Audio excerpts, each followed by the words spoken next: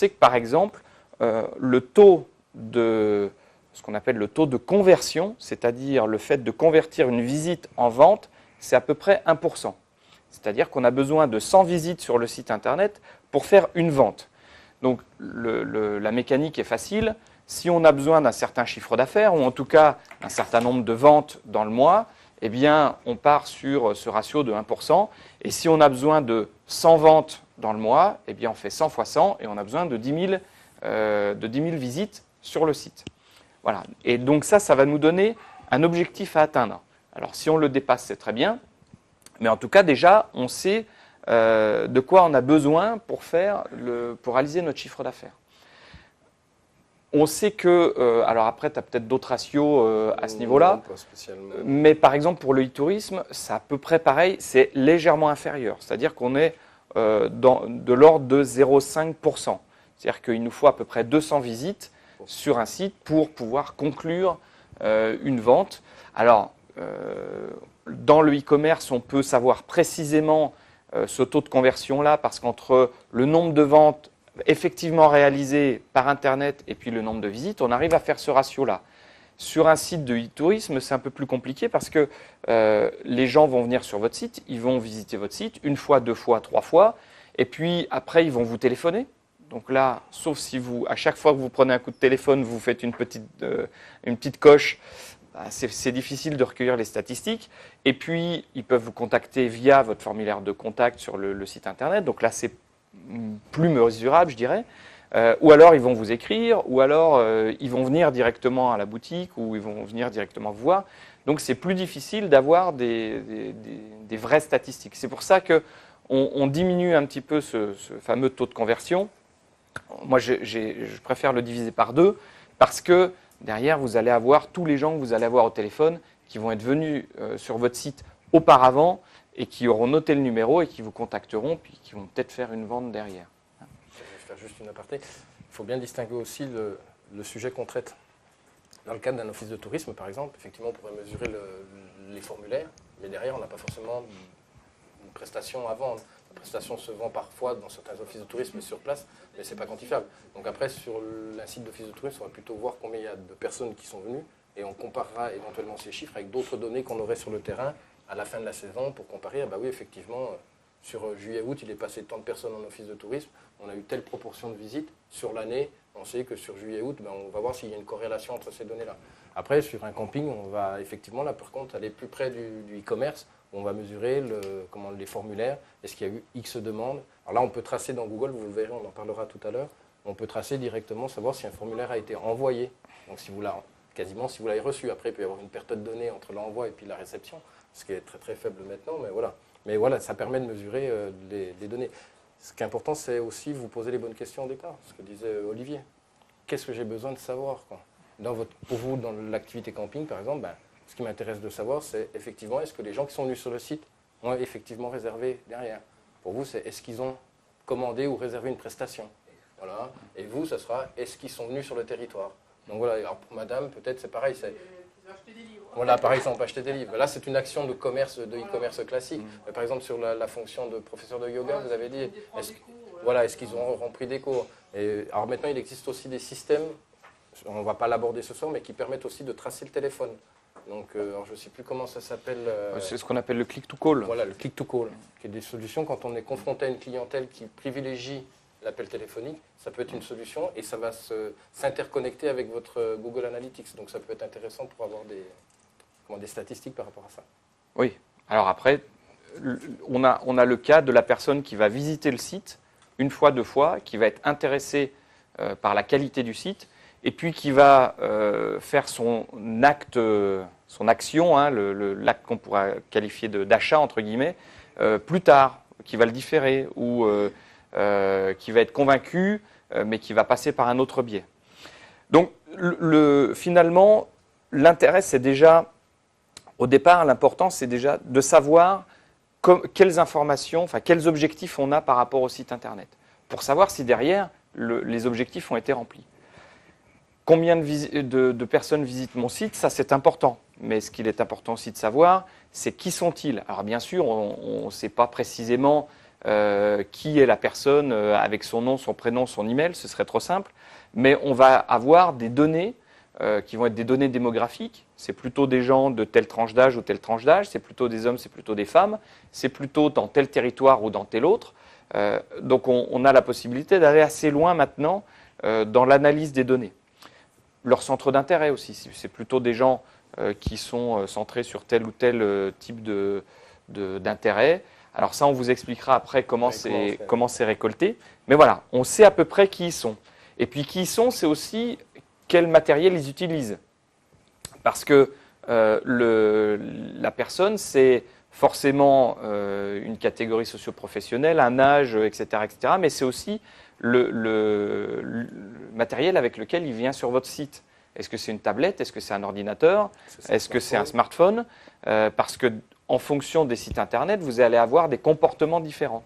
En fonction de quand est regardé votre site, eh bien, vous aurez des terminaux différents. Par exemple, si vous êtes un site de e-commerce, les gens vont plutôt utiliser soit la tablette, soit l'ordinateur. Très peu le smartphone.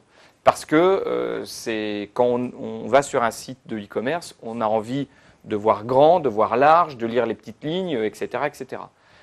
Par contre, quand vous êtes par exemple sur un site de tourisme, que les gens sont sur le territoire et puis qu'ils veulent avoir une information rapidement, ils n'ont que leur smartphone en main et puis ils vont se connecter à la 3G et puis ils vont aller sur le mobile. Donc vous avez des sites comme ça qui vont être plus sujets à l'utilisation de tablettes ou de mobiles.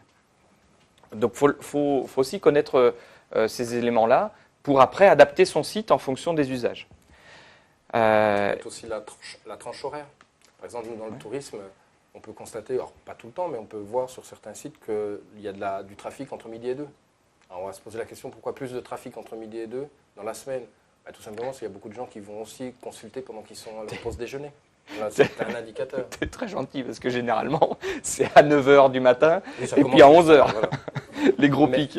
Mais pas forcément. Nous, entre midi et 2, on a du trafic. Non, mais Après, je rigole, mais c'est juste un exemple. Après, oui, c'est vrai que c'est le concret pour tout le monde. C'est étonnant. Les pics. Mais on pourra regarder, ça peut être intéressant de savoir les horaires.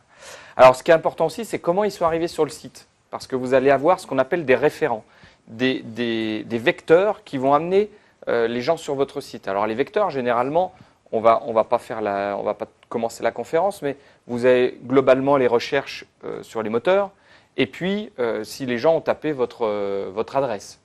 Donc il faut qu'ils la connaissent, mais voilà. Après, il y a c'est un indicateur justement.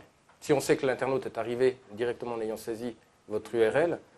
Après, on va avoir un pourcentage de trafic. On va dire, par exemple, 40% viennent en ayant saisi directement l'URL. C'est que vos moyens de communication hors Internet ou en tout cas sur supports différents sont peut-être bons. Voilà. Et alors après, c'est à mettre le curseur en fonction de ce qu'on veut atteindre et justement le résultat qu'on a. Mais effectivement, oui, c'est un indicateur. Alors, pourquoi il faut analyser son site? On l'a dit tout à l'heure. Bien sûr, pour avoir une démarche d'amélioration continue de son site, d'étudier ce qu'on vient d'évoquer, c'est les canaux d'acquisition, optimiser ce qu'on appelle les taux de transformation ou les taux de conversion, c'est-à-dire le fait de transformer une visite en un acte, quel qu'il soit, de contact, d'achat, etc. Améliorer aussi l'expérience utilisateur, parce que si j'ai un site internet qui n'est pas adapté à l'usage mobile, mais que 80% des gens se connectent à mon site avec un mobile, eh bien à ce moment-là, j'ai moins de chances d'être contacté.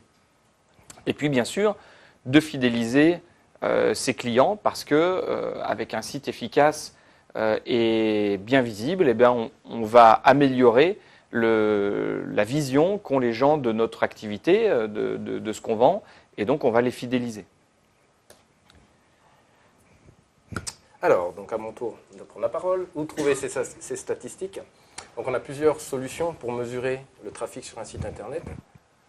Il y a la solution directement via l'outil qui est mis en place, donc ce qu'on appelle un CMS, un système de gestion de contenu. J'aurais pu passer par le premier, pardon, je recommence. Il y a la solution d'hébergement. Donc votre site internet, il est hébergé sur un serveur. Il y a des données qui sont stockées, et ce qu'on appelle les statistiques serveurs. Vous pourriez avoir accès à ces données-là. Ça se fait de moins en moins, la pratique est de moins en moins utilisée. parce qu'on considère que la statistique serveur, elle va capter le trafic dès que le fichier est appelé, quel que soit le fichier. On appelle une image, tac, on enregistre une statistique. Alors qu'en fait, s'il a appelé que l'image, il n'a pas vu le site, il a vu que l'image. Donc la statistique marqueur, donc c'est le troisième outil qu'est Google Analytics comme exemple, comme référence. Celui-ci va capter le trafic que si la page a été entièrement chargée sur le navigateur de l'utilisateur. C'est la différence. Et donc les outils CMS qui sont des outils qui permettent, alors CMS ou autre, on a fallu restreindre un moment dans le descriptif, c'est un outil de statistique, un petit peu comme le jeune homme a fait pour sa maman. C'est un outil propre, développé pour le site en question. Donc sous WordPress, il peut y exister des plugins ou des modules ou des composants qui vont vous donner des statistiques. La même chose sous Joomla ou sous d'autres CMS.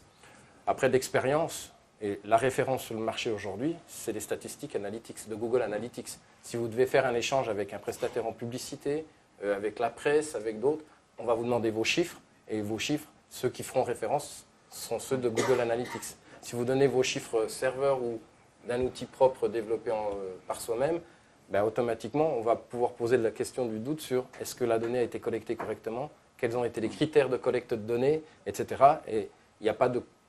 À part si, sur le nombre de visites, nombre de visiteurs, on pourrait comparer avec d'autres statistiques. Mais dès qu'on va dans des statistiques un petit peu plus poussées, il faut que tout le monde ait le même traceur, la même façon de collecter la donnée. C'est pour ça aussi que beaucoup de gens se redirigent vers Google Analytics. Puis il faut dire, Google Analytics, c'est gratuit, donc c'est aussi un énorme avantage. Auparavant, ce n'était pas tout le temps le cas, mais maintenant...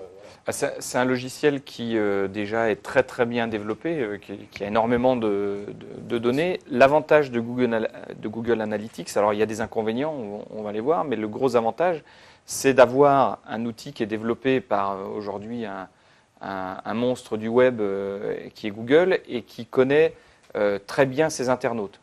Il les connaît d'autant plus que derrière, il a des systèmes type Android, par exemple, le système d'exploitation qui est sur des téléphones portables, ou Chrome, qui vont, lors de la navigation de l'internaute, collecter d'autres types de données. Et ces données, alors c'est un avantage, c'est qu'elles vont nous donner des informations précises sur nos internautes.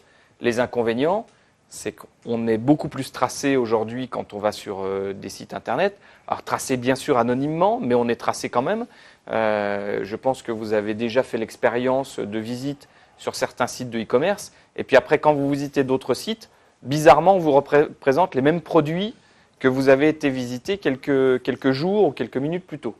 Ou alors, comme certains sites de vente de billets d'avion, par exemple, font aujourd'hui. C'est-à-dire que vous regardez le prix d'un billet à 14 h, puis vous le regardez le lendemain à 11 h, et puis bizarrement, le prix a augmenté. Parce qu'on vous a tracé, qu'on sait que vous êtes venu sur le site et que vous avez regardé spécifiquement tel type de billet pour telle destination, et que du coup, pour favoriser l'acte d'achat, pour vous inciter à acheter, on va augmenter légèrement pour vous faire paniquer et puis vous dire tiens, je vais l'acheter tout de suite parce que sinon ça va s'emballer. Voilà. Il y a même aux États-Unis des sites qui proposent, en fonction de la concurrence qu'il y a autour de leur propre magasin, donc ils vous géolocalisent et ils savent quelle est la concurrence, et en fonction de la concurrence, qui ne vous affichent pas les mêmes prix que le copain qui est à 200 km de là. Donc ça va très loin. Bien sûr, c'est des débordements qui sont après gérés au cas par cas. Google, le principal problème de Google Analytics, c'est que les données collectées ne sont pas les vôtres. C'est-à-dire que toutes les statistiques auxquelles vous avez accès sur votre site sont des données qui sont hébergées aux États-Unis et qui sont la propriété de Google. Donc vous y avez accès, ils vous donnent un accès à ces données-là, mais c'est les siennes. Voilà. C'est les données qui sont relatives à votre site, mais c'est ces statistiques à lui. Donc si jamais demain Google dit maintenant c'est payant, eh bien si toutes vos statistiques sont sur Google Analytics, vous serez obligé de passer à la version payante, si vous voulez les conserver. Sinon, on fait une croix dessus et puis on repart avec un autre outil. Alors nous, ce qu'on fait, c'est quelque chose qui est entre les deux. C'est-à-dire que quand on a des sites à fort trafic, généralement c'est des sites à fort trafic ou avec des objectifs bien particuliers. On met en place Google Analytics, mais pour tous les sites qu'on crée, on met automatiquement un autre logiciel qui est lui aussi open source, enfin qui est lui open source et qui est gratuit, qui est Piwik pour ne pas le nommer, et qui lui est installé sur le serveur. Et toutes les données collectées sont les vôtres. Donc on a les deux. Alors des fois les statistiques ne sont pas forcément d'accord. Bon, globalement la tendance est la même, mais il peut y avoir des petites différences. L'outil est plus simple et plus restreint que Google Analytics, mais au moins, si jamais il y a un problème, eh bien derrière on peut conserver un outil et un historique. Voilà. Bon, après, il y a une autre dimension sur le fait que Google soit propriétaire et possède toutes les données, c'est qu'ils sont capables d'en tirer des analyses de comportement par pays, par région, et qui peuvent servir à d'autres choses que simplement exploiter sur le web. Ils ont accès à des données, une quantité de données qui sont mises en liaison avec vos habitudes de recherche. Si vous avez un compte Google, il trace encore plus de choses, etc. Et à un moment, de toute façon, on ne peut pas empêcher ça. Ça fait partie du mécanisme d'Internet. C'est une société américaine qui possède ce genre de technologie. Il faut faire avec. Voilà. Après, tout à fait d'accord avec Olivier sur le fait que dupliquer les stats, ça peut être sympa. Nous, on ne le fait pas forcément chez Juratourisme.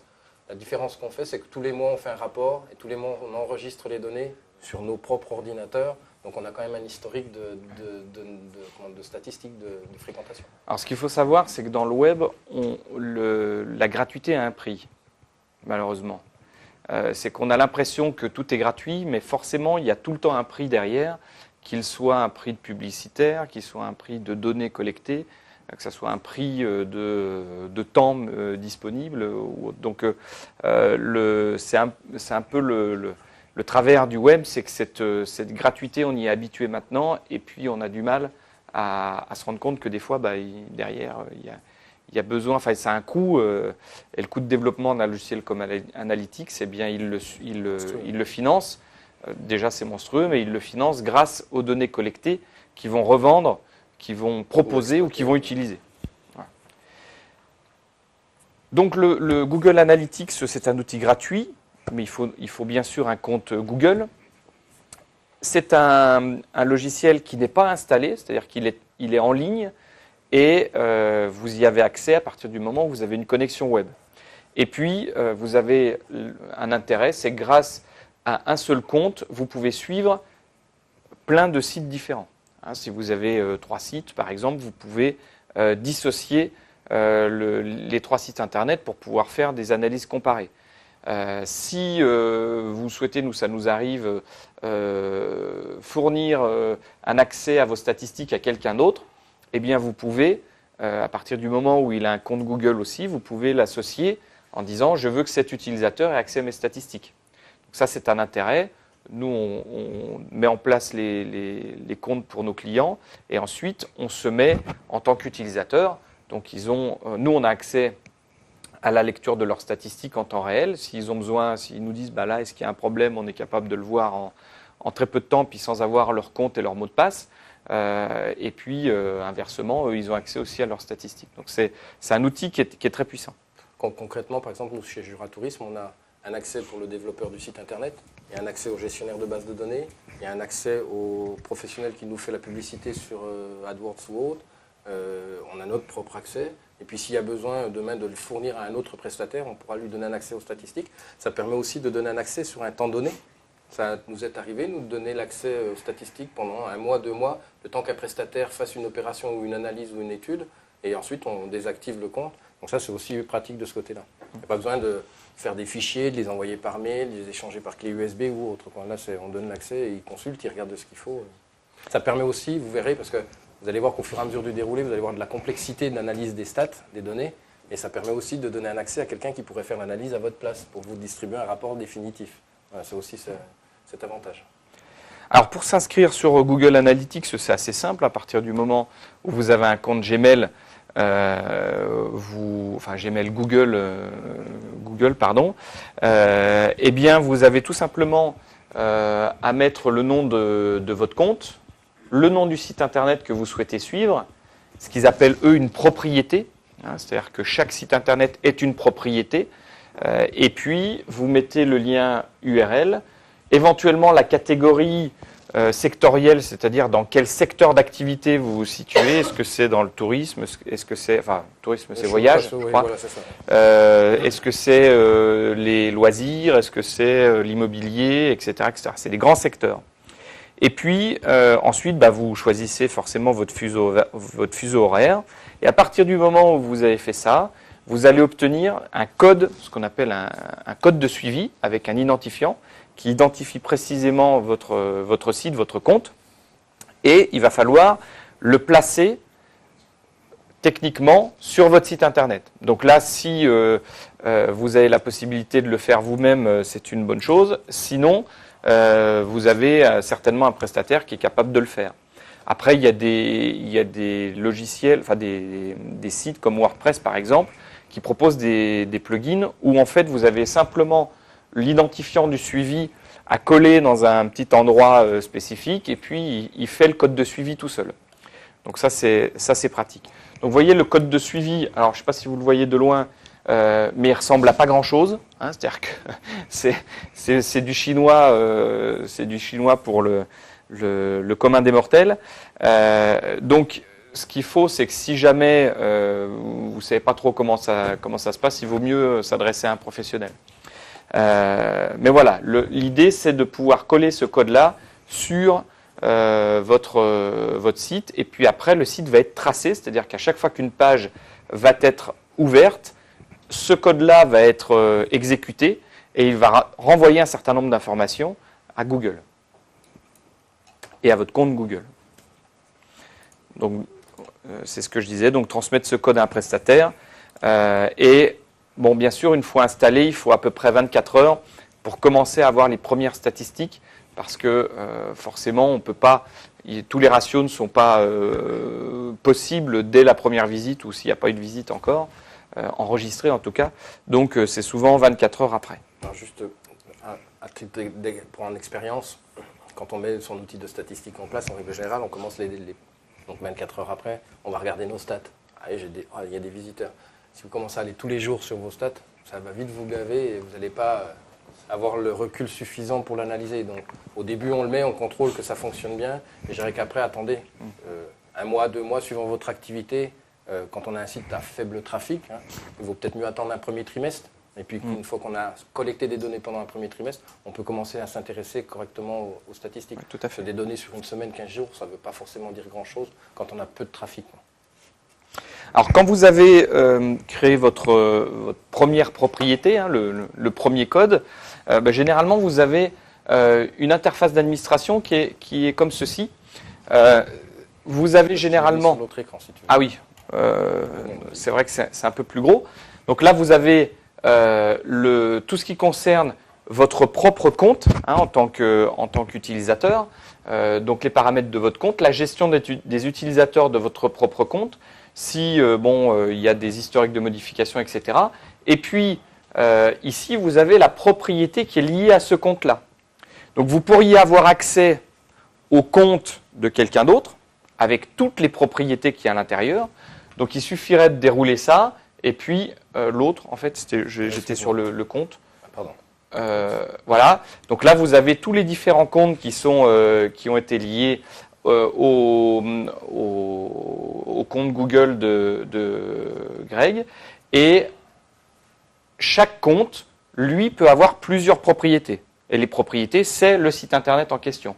Donc là, on est sur le compte de Jura Tourisme. Effectivement, la propriété, eh bien, c'est le site jura-tourisme.com. Peut-être il y en a d'autres dans la propriété. Non, ici, il n'y en a qu'un. D'accord. Par contre, on a plusieurs vues. Voilà, et après, on a plusieurs vues. Donc là, les vues, c'est des tableaux de bord qu'on va personnaliser et qui vont nous permettre d'avoir certains indicateurs à certains endroits. Et à chaque fois, on a la possibilité de paramétrer un certain nombre de choses. Dans la propriété, c'est tous les paramètres du site, la gestion des utilisateurs pour cette propriété unique, etc., etc. Et pour la vue, on peut encore gérer certains utilisateurs pour certaines vues, créer des objectifs, etc., etc. Voilà, donc le paramétrage est très poussé. Voilà, cette diapositive, elle était là aussi pour vous faire voir que analyser son site internet, on va voir tout à l'heure les indicateurs de base, mais dès que vous allez vouloir aller travailler un petit peu plus profondément, essayer de sortir d'autres données, enfin analyser les données différemment pour sortir d'autres choses de votre site internet, ça va devenir un petit peu plus complexe et il n'y a pas 36 solutions. C'est soit on se forme, soit on se prend un bon bouquin dédié à ça et on se le met à côté de soi, ou soit on le confie à un professionnel. Il n'y a pas 36 000 solutions. Même à titre indicatif, moi ça fait plus de 15 ans que je bosse dans le web, même pour Jura Tourisme, il y a certaines choses que je n'arrive pas à faire ou à comprendre. Et je suis pourtant allé en formation à Paris sur de l'analyse expertise pour essayer d'aller un petit peu plus loin. Mais même arrivé à ce moment-là, à un certain niveau de données, quand on veut vraiment comprendre ce qui se passe sur le site internet, après il faut être un analyste pur. C'est un métier à part entière. Ouais, donc il faut le prendre en compte, quoi. Alors ce qu'il faut savoir, c'est que de base, à partir du moment où vous enregistrez votre site, c'est fonctionnel. Hein, c'est-à-dire que vous n'avez pas à les paramétrer si vous n'en avez pas besoin. Tous ces petits éléments-là, à partir du moment où vous enregistrez, il y a l'interface qu'on a vue juste avant où vous avez quelques données à remplir. Et ça, c'est normalement suffisant pour commencer à avoir des statistiques. Si vous suivez la procédure d'inscription, en une demi-heure, vous avez votre code à insérer dans votre site internet. Vous l'insérez, vous le fournissez à votre prestataire, et le lendemain, vous avez des stats et vous avez déjà les premiers rapports avec les indicateurs de base qu'on va voir là au fur et à mesure. Alors, une fois qu'on est connecté sur Google Analytics, qu'on a fait notre paramétrage de site et que nous avons attendu quelques instants, enfin quelques heures pour avoir les premières données statistiques, eh bien, on peut aller sur les rapports. Donc, aller sur un rapport. À partir du moment où on se connecte, on a la possibilité... Fais gaffe, dans l'ordre, j'ai traité... Ah oui, les rapports en haut, excuse-moi, j'ai rien dit. Pardon, excuse-moi. Voilà, donc les rapports. Donc là, on est sur Jura Tourisme, je crois. Voilà. Ça, ouais. Et on a ici, en colonne gauche, un menu qui va nous permettre d'avoir accès aux différents indicateurs que l'on souhaite voir. Alors, par exemple... première des indications qui nous est présentée, c'est généralement l'audience et une vue d'ensemble de l'audience. Donc là, on va avoir quelques éléments principaux, quelques indicateurs principaux de visite. Déjà une belle courbe en fonction des jours. Donc là, on doit être sur les 30 derniers jours, le mois d'août. Et on voit la statistique journalière. C'est-à-dire qu'on voit journellement le nombre de sessions qu'il y a eu sur le site. Alors le nombre de sessions, c'est le nombre de visites. Mais ce n'est pas le nombre de visiteurs. Puisqu'un visiteur, c'est-à-dire qu'une personne physique, peut avoir généré plusieurs visites sur un site. Donc créer plusieurs sessions. Je suis allé 3 fois sur le site en une seule journée. Eh bien, c'est un seul visiteur qui a généré 3 sessions de visite. D'accord ? Donc, là, ici, lorsqu'on regarde les indicateurs, quand on a une session, c'est le nombre de visites sur le site. Quand on a le nombre d'utilisateurs, c'est effectivement le nombre d'utilisateurs uniques. On a 91 000 utilisateurs au mois d'août qui ont généré 120 000 sessions. Donc en moyenne, une session et demie par visiteur, si j'ai bien retenu la leçon. Ouais, même moins. C'est un 33. 1,33. Donc, une personne, ,3, enfin c'est un utilisateur, a fait une visite, ,3. Comment ? Ah, ça c'est une moyenne, ça. Concrètement, il y en a qui vont avoir fait 3 ou 4 visites et il y en a qui n'en auront fait qu'une ou 2. Oui, bien sûr. Voilà. C'est à partir de l'adresse IP qui savent que c'est le même visiteur. C'est même pas l'adresse IP, c'est plus fin que ça. Ouais. C'est ça. Alors c'est effectivement ça peut être une autre personne qui a utilisé le même ordinateur. Il va le considérer comme un utilisateur, mais avec plusieurs visites. Un utilisateur, c'est un ordinateur identifié sur le réseau. Voilà, c'est ça. C'est bien. Donc c'est l'IP qui. L'IP, en fait, ça se passe par le biais de cookies, mais voilà, c'est le même principe. On a identifié l'ordinateur qui s'est connecté, on considère qu'un ordinateur, c'est un utilisateur. Mais effectivement, il peut y avoir plusieurs personnes physiques derrière le même ordinateur. Une famille qui se partage l'ordinateur, les cybercafés entre autres. Voilà. Mais proportionnellement, ça représente très très peu de visites. Un cybercafé, c'est très très peu de visites, à moins d'être dédié, d'avoir un marché sur lequel on est porteur sur la clientèle cybercafé. Non, mais tout à fait, vous faites bien de faire la remarque, c'est comme ça qu'il faut faire la distinction. Alors, vous avez la possibilité de choisir des tranches d'études. Et ces tranches d'études, vous pouvez très précisément les détailler. C'est-à-dire, je peux prendre du 1er mai 2014 au 31 juillet 2014, par exemple. Je peux faire ça sur toute une année, sur les 30 derniers jours, sur la semaine dernière. Enfin bon, bref, j'ai la possibilité d'aller très très loin dans le laps de temps d'analyse. Et puis j'ai la possibilité de comparer cette fréquentation à une autre période. Si je veux comparer 2 années, par exemple, j'ai la possibilité de dire, eh bien, je vais comparer tout le mois d'août 2014 avec tout le mois d'août 2013. Et je vois la tendance.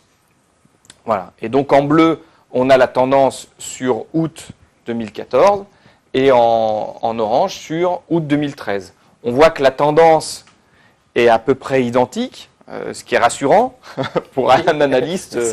Voilà. Et on va ensuite comparer, on va avoir une comparaison chiffrée de la tendance d'une année par rapport à l'autre. Là, on a plus 7% de cessions sur cette année-là, hein, sur 2014 par rapport à 2013, 10% d'utilisateurs en plus, bon, ce qui est corrélé hein, entre les deux, 15% de pages vues en plus, ce qui est intéressant, 7,37% de pages vues en plus par session, c'est-à-dire le nombre de pages vues en une seule session. Généralement, on est aux alentours de entre 3 et 5. Et puis, la durée moyenne des sessions a augmenté légèrement. Alors, on va voir tous ces indicateurs-là précisément. Alors, juste faire un aparté sur les périodes d'analyse dans le tourisme. C'est très important parce qu'on a la saisonnalité qui rentre en ligne de compte. Et effectivement, si vous comparez, alors là, le mois d'août, par exemple, le mois de septembre avec le mois d'août, moi, mon trafic, il est en chute libre au mois de septembre, obligatoirement. Et donc là, je vais plutôt le comparer avec septembre l'année dernière pour voir si je suis toujours sur les mêmes tendances. Donc là, le fait de pouvoir régler la période d'analyse est aussi important, surtout sur certains aspects. On fait une action de communication, par exemple. On prend de la publicité dans un journal, on fait une publicité radio. On a besoin de savoir si cette publicité a eu un impact sur le trafic du site Internet. Et on va se dire, on va regarder les 15 jours précédant l'action de publicité, les 15 jours pendant lesquels on a fait l'action de publicité, puis les 15 jours aussi après, pour voir si on voit une différence de trafic. Ça peut être aussi l'analyse sur une grande période, parce qu'il y a certaines données, par exemple, je vais prendre quoi comme exemple sur le nombre de visites, par exemple, ou d'autres. Il y a certaines données, c'est plus intéressant de les analyser sur 6 mois. Ça, c'est plus réel, ou sur 1 an. C'est beaucoup plus réel par rapport à la réalité du terrain que de les analyser sur un seul mois. Alors voilà, après, c'est pour ça qu'il est important. Les objectifs au début. Voilà, c'est pour ça qu'il faut savoir, en fonction du domaine d'activité dans lequel vous êtes, il faut savoir comment fonctionne cette activité-là. Du tourisme, il y aura forcément une saisonnalité. Certains sites de e-commerce, il va y avoir une saisonnalité aussi. Si vous êtes dans le loisir récréatif, tout ce qui va concerner la fin d'année va être hyper important parce que c'est là où vous allez faire le gros du chiffre. Par exemple, on a un client dans l'immobilier où on fait tous les 3 mois une réunion avec une analyse précise des chiffres qui ont été faits sur le site. Eh bien, on fait cette analyse sur les 3 mois glissants.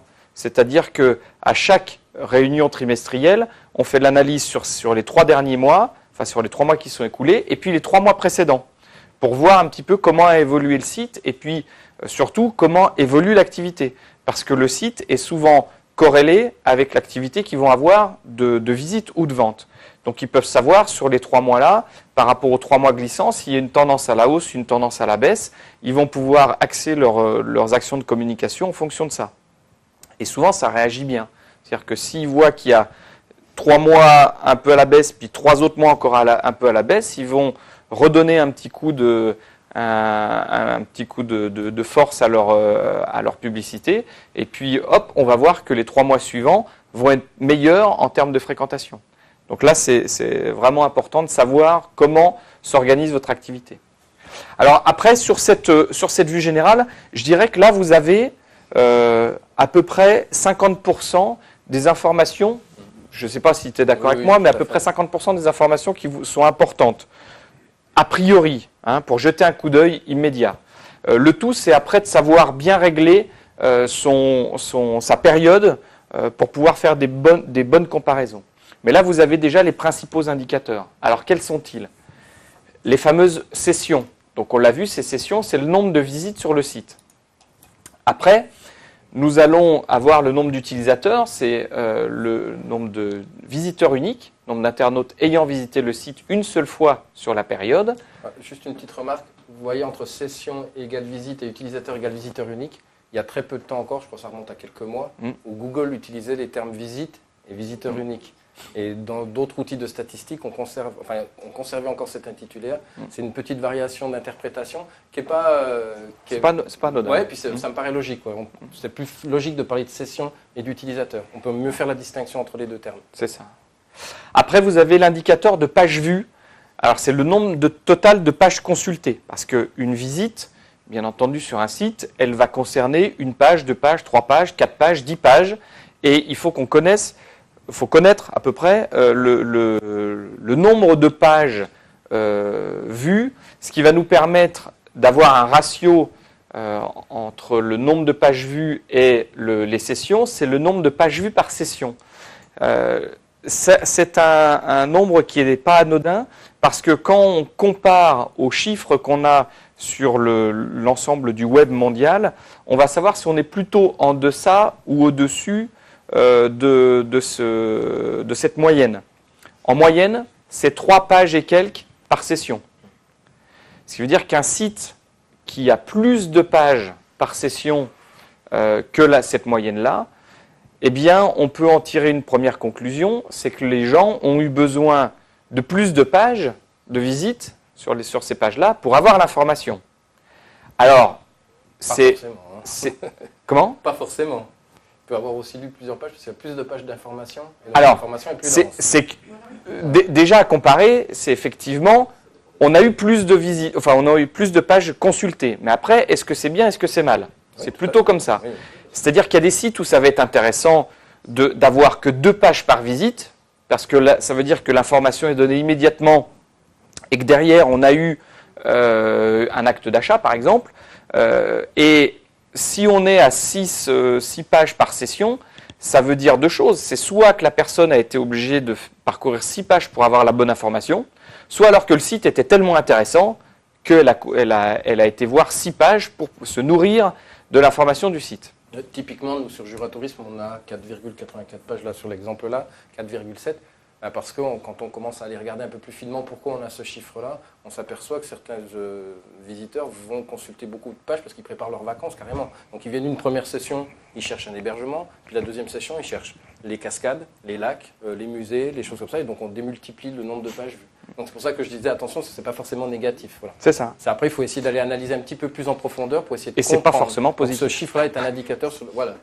Il faut juste prendre cet indicateur en se disant, est-ce que je dois m'intéresser au contenu parce qu'il y a problème, ou est-ce que c'est normal qu'il y ait ce trafic-là ? Mais en tout cas, on touche du doigt une chose, c'est que lorsqu'on a des données brutes comme ça, bon, elles sont plus ou moins difficiles à interpréter. Est-ce que 141 000 sessions pour Juratourisme, c'est intéressant pour le mois d'août ? Est-ce que c'est un bon score ou est-ce que c'est pas un bon score ? Je dirais qu'il n'y a que l'analyse comparée comparative des mois précédents ou des années précédentes qui va nous dire si on est dans le bien ou dans le pas bien. Si vous avez fait une action de com juste avant et puis que ça a dégringolé par rapport à l'année d'avant, bon bah là vous allez vous dire là il y a un truc qu'on a fait qui est pas bon. Voilà, il faut qu'on corrige ça. Maintenant les ratios, c'est à prendre avec un peu plus de pincettes parce que ce ratio-là, il va falloir aller plus finement dans l'analyse des pages vues en moyenne pour savoir si c'est une donnée qui est intéressante ou si c'est une donnée qui nous pose problème. On va en arriver également à ces conclusions-là pour le taux de rebond, pour les nouvelles sessions et pour les durées moyennes de session. On va pouvoir avoir la même réflexion. Par exemple, durée moyenne de session. On sait que sur le web, c'est à peu près 3 minutes 30. En moyenne, sur l'ensemble des sites du web. Là, si on est à 5 minutes, on peut se dire, tiens, les gens ont mis plus longtemps que la moyenne pour avoir l'information, ou alors ils sont restés plus longtemps sur le site parce qu'il y avait l'information suffisante. Ou alors que ça pédalait, ou que c'était trop long, ou voilà. Donc, il y a... Donc voilà, il y a plein de choses qu'il va falloir analyser pour savoir si ce chiffre-là est bon ou pas. Mais on va y venir un peu plus tard. Le taux de rebond. Alors le taux de rebond, c'est le pourcentage de visite d'une seule page. C'est-à-dire, je suis sur Google, je suis en train de chercher un site, je clique sur ce site, j'arrive sur ce site et je repars immédiatement. je ne vais pas plus loin. Je fais une page et je repars immédiatement. Alors le taux de rebond, on peut se dire c'est problématique s'il est trop fort. Si on a 100% de taux de rebond, ça veut dire que 100% des visites ne font qu'une seule page. Si votre site ne comporte qu'une page, c'est normal que vous ayez 100% de taux de rebond, par exemple. C'est un exemple extrême, mais c'est vrai. Si vous avez la plupart des gens, par exemple pour les avocats ou les médecins, souvent les gens viennent sur le site internet une première fois pour se rassurer, savoir si ce professionnel a l'air vraiment professionnel. Donc généralement ces premières visites-là ont pas mal de pages visitées. Et puis après, les visites, c'est souvent une visite à une seule page. C'est-à-dire que je vais avoir le numéro de téléphone. Donc je viens et je repars. Le support utilisé aussi. On voit sur les visites avec smartphone, souvent c'est une page parce qu'en mobilité, on va très vite à naviguer. C'est j'ai besoin d'une info, je l'ai trouvée, je repars. Voilà. Donc là, c'est par exemple un exemple d'une visite à une page. Ou des sites d'information qui sont spécialisés dans des informations précises ou des articles précis, les articles de presse par exemple. Vous avez souvent des visites à une page. Vous avez des taux de rebond très importants parce que les gens cherchent l'actualité du moment. La personne qui, voilà, le chat qui s'est retrouvé dans l'arbre ou la fête du village. Donc on tape ces informations sur Google. Immédiatement, la page est souvent bien référencée quand c'est très localisé. On va sur l'article, on lit l'article et on ressort. Donc souvent, ces sites de presse, ils ont souvent des taux de rebond très forts, proches de 60%, mais ils ont des durées moyennes de session qui sont assez longs. Ce qui veut dire que la personne a pris le temps de lire. Donc déjà, en analysant, en associant ces deux données-là, on peut savoir si le site est bon ou pas. Si on a des durées moyennes de session très faibles, de l'ordre de 30 secondes, et puis des taux de rebond très forts, là on va se dire, attention, là le site, il commence à y avoir des problèmes. Donc là, on va aller creuser un peu plus loin. On en revient à la slide de tout à l'heure. Un des premiers usages de l'analyse statistique, c'est d'essayer de repérer où c'est qu'il y a des problèmes sur le site internet pour le faire évoluer en continu, pour apporter la bonne donnée au bon moment. Et puis le pourcentage de nouvelles sessions, c'est l'estimation du pourcentage de nouvelles visites. C'est-à-dire que par rapport à nos utilisateurs, on sait qu'il y a des visites qui vont être générées par des utilisateurs connus, et puis il y a des visites qui vont être faites par des utilisateurs inconnus. Quelle est la part de ces visites-là dans le mois, dans l'année, dans la journée, etc., etc. Alors le petit aparté sur le taux de rebond, j'en ai parlé.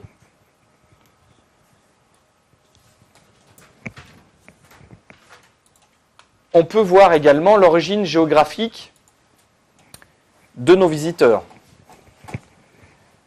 Donc là, par exemple, pour Jura Tourisme, je pense que c'est une donnée qui est très importante, puis tu auras des choses à dire là-dessus, on va pouvoir analyser précisément d'où viennent ces visites-là.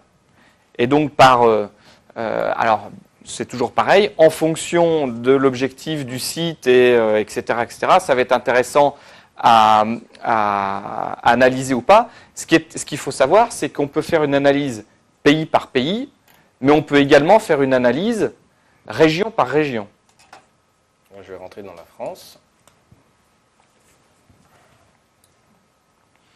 Ouais, là, on a les grosses régions et on peut savoir, du coup, qui de ces régions-là est plus visiteur. Alors, c'est finalement assez logique, c'est-à-dire que pour le Jura, eh bien, on a les proches régions qui sont assez friandes, et puis on a également le bassin parisien. Donc là, on est dans des données qui sont classiques. Alors surtout, nous, par exemple, on s'en sert énormément sur savoir les actions de communication. Où on les fait. Est-ce qu'on va communiquer sur Paris? Est-ce qu'on va communiquer sur la Bourgogne, sur le Rhône-Alpes? Et en fonction des stratégies politiques, des stratégies commerciales, des stratégies de communication, on va plus ou moins définir. Nous, on sait qu'aujourd'hui, on communique depuis plusieurs années sur ce qu'on appelle la grande proximité. Donc Rhône-Alpes, Bourgogne, comme en Franche-Comté et Alsace-Lorraine. Et puis aussi beaucoup sur le bassin parisien.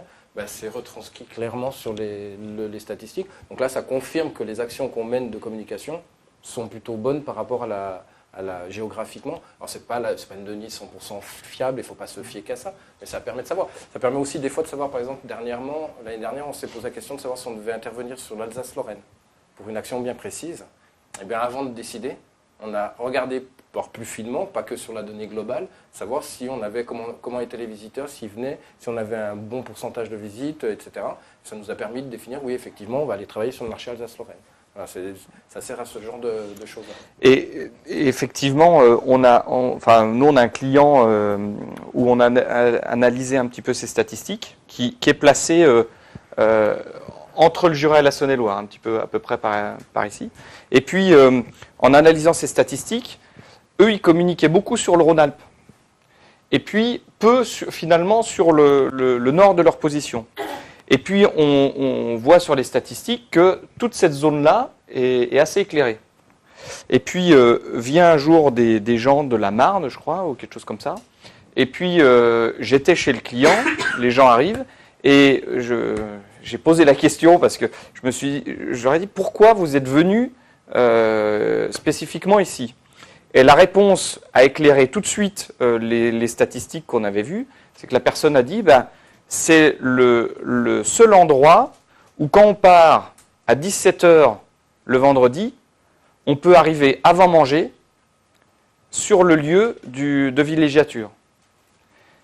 Et en allant au sud. C'est-à-dire que comme ils sont plus au nord, en fait, ils ont calculé qu'ils avaient à peu près 2h30 de temps de trajet et qu'en sortant du boulot, ils étaient avant 8h au lieu de villégiature et qu'ils pouvaient faire un barbecue. Voilà, et que ils avaient choisi finalement la destination en fonction de leur temps de trajet. Et c'est pas si illogique que ça. C'est-à-dire que quelqu'un qui est sur Lyon, eh bien, il va avoir plus facilement envie de descendre dans le sud ou d'éviter les bouchons ou voilà. Et donc, il va réfléchir en fonction du côté pratique. Et finalement, c'est l'analyse web qui nous a permis de finalement se poser la question et de savoir comment orienter ensuite, après l'enquête auprès des utilisateurs, les axes de communication. Alors, ce qui est intéressant sur ces analyses géographiques, c'est qu'on a, en plus, sur les tableaux qui sont dessous, la possibilité de comparer les différents indicateurs, donc les principaux indicateurs que l'on a, pour savoir finalement qui sont les plus intéressés.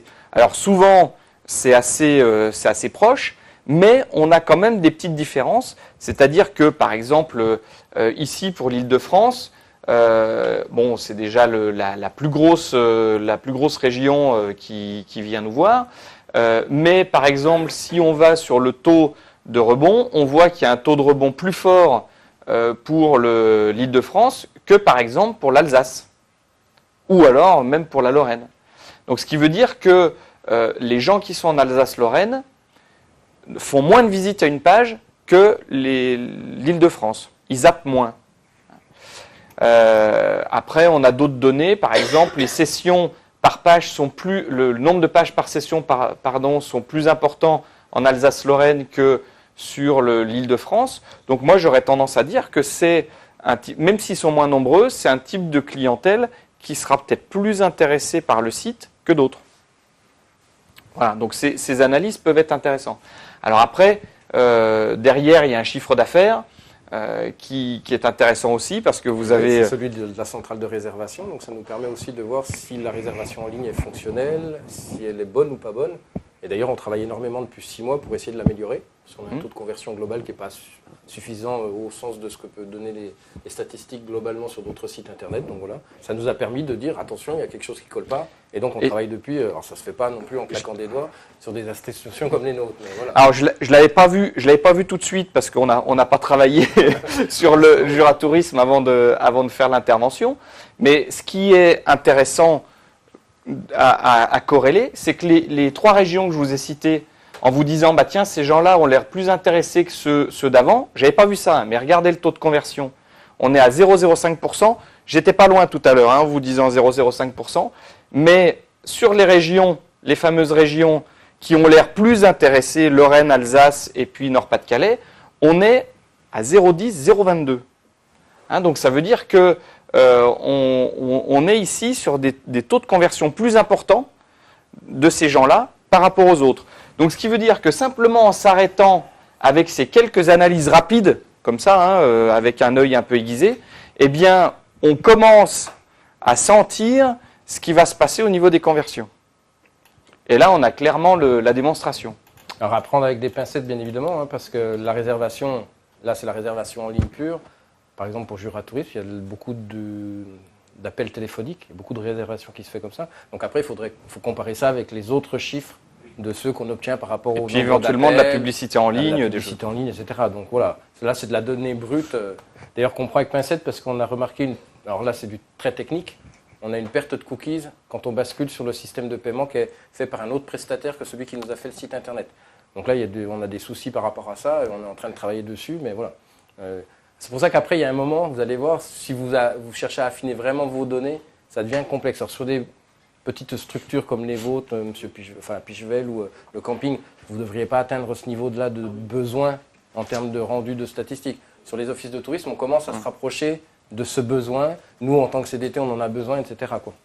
Alors, c'est faire ce lien sur le système de réservation pour voir comment ça se passe, parce que...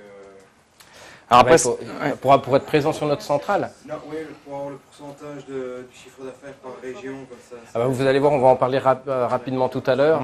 Il faut mettre un marqueur spécifique et déclarer des objectifs dans Google Analytics pour que Google Analytics soit capable de comprendre que l'internaute est allé au bout du processus de réservation. Donc nous, par exemple, le marqueur, il intervient au moment où il a validé son paiement.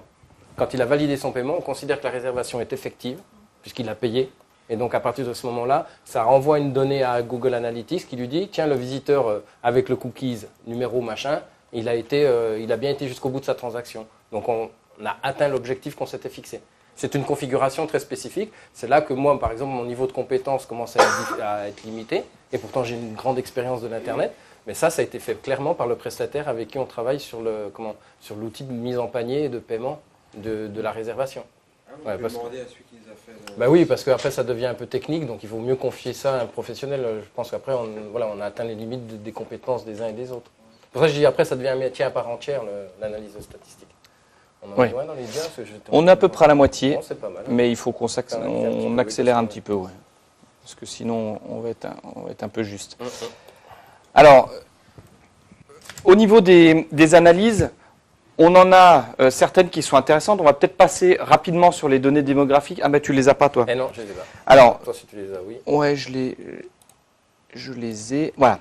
Donc là, on passe sur un autre site. C'est l'aéroport de Dole, hein, qui a été. Alors Google Analytics a été mis très récemment à leur demande. Et donc on a des statistiques que sur à peu près la fin juillet jusqu'à la fin août. Donc on voit comme ça un petit peu les statistiques. Alors, première donnée, quelque chose d'assez intéressant, c'est 12% de taux de rebond. Ça veut dire qu'il y a très très peu de gens qui font des visites à une page, ce qui est déjà assez encourageant. Alors on a mis en place quelque chose qui est intéressant. Non, pas sur forcément l'aéroport de Dole. Voilà, sur un autre site, allez, on va aller voir celui-là. Normalement, elles y sont. Voilà. On a ce qu'on appelle des données démographiques. On peut analyser très rapidement quelle est la tranche d'âge des internautes qui sont venus sur notre site et si ce sont plutôt des hommes ou des femmes. Donc ça, c'est très intéressant parce que du coup, on va pouvoir cibler très précisément les gens qui prennent la décision ou en tout cas qui vont faire la visite sur le site. Là, on est dans le cas du calendrier lunaire, donc c'est les gens qui font le fameux petit calendrier qu'on utilise pour le jardin, les cheveux, etc. Et eux, ils ont énormément de visites sur leur site, c'est assez incroyable. Hein, et on est passé en l'espace de 2 ans, depuis qu'on travaille avec eux, on est passé de 3000 visites au mois à près de 50 000. Donc ça génère vraiment du trafic. Et on s'est aperçu, à notre grande surprise, qu'on avait énormément de gens de 25-34 ans. Alors qu'on pensait que c'était plutôt c'est pas méchant, hein, mais je me serais plus vu dans la tranche 54 et puis 65 et plus. Alors c'est un peu biaisé parce qu'il y a aussi plus de gens de 25-34 qui utilisent Internet, mais tout de même, ça veut dire qu'on a pas mal de gens ici qui sont intéressés par ce calendrier. un petit creux sur les 35 à 54, et puis après on remonte sur les 55-64, qui est vraiment le cœur de cible pour eux. Mais grâce à ces analyses-là, eh bien maintenant ils réfléchissent autrement, et ils ont tendance à vouloir orienter aussi leur calendrier plus sur les 25-34 avec des gens qui ont peut-être d'autres besoins que les 55-64. Et puis on s'aperçoit d'une autre chose, c'est que le lectorat est principalement féminin. Parce que, en fait, c'est surtout ce qui est esthétique, les cheveux, comment s'épiler, se raser, etc., en fonction de la lune. Et puis aussi le jardin, parce qu'il y a beaucoup de femmes qui font du jardin, et que finalement, les hommes sont à peine un tiers de leur lectorat. Ils mangent les fruits du jardin, les hommes. C'est ça. Ou les fruits du maquillage, au choix. Et puis, après, bon, on a des données un peu plus précises en fonction des courbes de visite. Eh bien, on voit les proportions de ces différentes tranches d'âge. Et puis, on peut aller encore un peu plus finement pour savoir, en fonction des tranches d'âge, qui sont les plus intéressés, en fonction donc des critères qu'on a vus tout à l'heure, par exemple le taux de rebond. Donc on voit ici qu'en fonction du taux de rebond moyen qui est de 55%, eh bien on a la tranche 65 et plus qui est bien en dessous. La tranche 55-64. Et par contre, les 25-34 ans, eh bien, clairement, eux, ils sont au-dessus du taux de rebond classique avec un temps de visite inférieur au temps moyen. Donc c'est peut-être des internautes qui sont plus labiles, quoi, hein, qui vont être plus volatiles. Vite, voilà, plus volatiles. Juste une remarque, pour avoir accès à ces données-là dans son outil de statistique, il faut mettre en place le nouveau marqueur, qui est le marqueur universal, qui est opérationnel depuis très peu de temps. Ouais, ça fait 2 mois, quoi. Voilà, depuis 2 mois. Donc du coup, il y a un petit changement à faire. Voilà, il y a un petit changement à faire. Ceci dit, comme on doit refaire un plan de marquage pour Jura Tourisme, je vais m'assurer qu'ils vont bien mettre en place le nouveau marqueur. Ah oui, bah ça. Ce marqueur, ça veut dire qu'à un moment donné, il y a des questions qui sont posées aux visiteurs. Ah, non, Non. Ouais, la question c'est où est-ce qu'ils récupèrent les données? Voilà, exactement. C'est ça. Alors, Ils récupèrent ça dans certains milieux. les données, c'est simple. En fait, comment? La création du compte. C'est ça. Création de compte, et puis après, enregistrement des données. C'est-à-dire que beaucoup de gens utilisent Chrome, par exemple, comme navigateur. Chrome est un navigateur qui a été créé par Google. Quand vous vous connectez à Chrome, généralement, il insiste lourdement pour que vous puissiez créer un compte Gmail ou un compte Google. Si vous avez Gmail, vous avez un compte Google. Si vous vous connectez à Gmail et ensuite que vous faites une navigation, que ça soit avec Firefox, Chrome ou n'importe lequel, eh bien, Google enregistre les données. Il est capable de se tirer des profils. Alors, entre autres. Parce que Voilà, ça peut être et en soit- fonction... Ouais. Non, mais je pensais qu'au départ, il fallait dans votre. Ceux qui visitaient, ils remplissaient. Ah non, non, non, non. À Pas la du création de votre compte Google, Google est capable de déterminer si vous êtes un homme ou une femme. Et il connaît votre âge, puisque la plupart du temps, il vous a demandé votre date de naissance. Ensuite, c'est ça. il y a d'autres capacités d'analyse. C'est est-ce que l'utilisateur du navigateur Chrome, par exemple, a tendance à aller sur des sites féminins ou sur des sites masculins? Voilà. Parce qu'il est capable de faire avec des analyses, de la sémantique, et d'extraire le type de profil que vous avez en fonction de votre navigation et de votre recherche. Pareil, En si- fonction de ça, il est capable aussi de déterminer, même si vous n'avez pas de compte Google, le profil de l'utilisateur. Alors, C'est-à-dire qu'ils ont fait des grandes enquêtes et ils savent que, en fonction des tranches d'âge, il y a tant de pourcents d'intérêt pour tel sujet, tel sujet, tel sujet. Et puis après, en fonction des données qu'ils collectent avec vos mails, quand vous êtes sous Gmail, avec vos visites, quand vous allez sur Internet, si vous avez un téléphone avec Android, forcément vous avez un compte Google aussi. Donc tous pourquoi les achats que croyez-vous vous les faites, outils Google sont gratuits. Ils sont gratuits pour simplement collecter la donnée. C'est la contrepartie qu'on avait tout à l'heure, qu'on expliquait. C'est du gratuit payant. On paye par le biais qu'on fournit nos données, quoi. mais du coup, ça a aussi un intérêt pour nous, indirectement, c'est d'avoir après ces grands profils. Alors bien sûr, tout est relatif. Si vous avez 30 données analysées, c'est pas fiable. Si vous avez 50 000 données analysées, ce qui est le cas là, où il y a 50 000 visites à peu près sur le mois, ça commence à être très fiable. Alors, dans les données que Google nous propose aussi dernièrement, c'est tout ce qui est lié au centre d'intérêt. Et là, vous voyez clairement après qu'en fonction de votre marché, vous allez voir l'intérêt pour certaines catégories. Donc on voit par exemple que les gens qui vont sur le calendrier lunaire, ils sont très intéressés aussi par la décoration, la maison, tout ce qui est autour de la maison. Donc s'il y a des budgets publicitaires à mettre, ben, il vaut mieux plutôt se tourner vers des sites parlant de la maison, hein, des jardins, de la décoration, etc. C'est aussi des amateurs de films, des technophiles, c'est des amoureux de la télé, voilà, des gens qui font très attention à leur santé, à leur bien-être, qui sont aussi des cuisiniers, hein, des gens qui sont intéressés par la cuisine. Et finalement, ça ne nous paraît pas si bête que ça. C'est des gens qui sont proches de la nature, qui voyagent, etc., etc. Voilà pour ça. On va avancer un peu parce que sinon, on ne va pas pouvoir tout voir. Non, effectivement, je confirme. Comment ? Vas-y, je confirme, il faut dérouler. Hop. Reprendre le diaporama. Voilà. Alors, on peut avoir des statistiques également, mais ça, on va passer assez rapidement, sur tout ce qui est navigateur, système d'exploitation, résolution d'écran. Tout ça pourquoi ?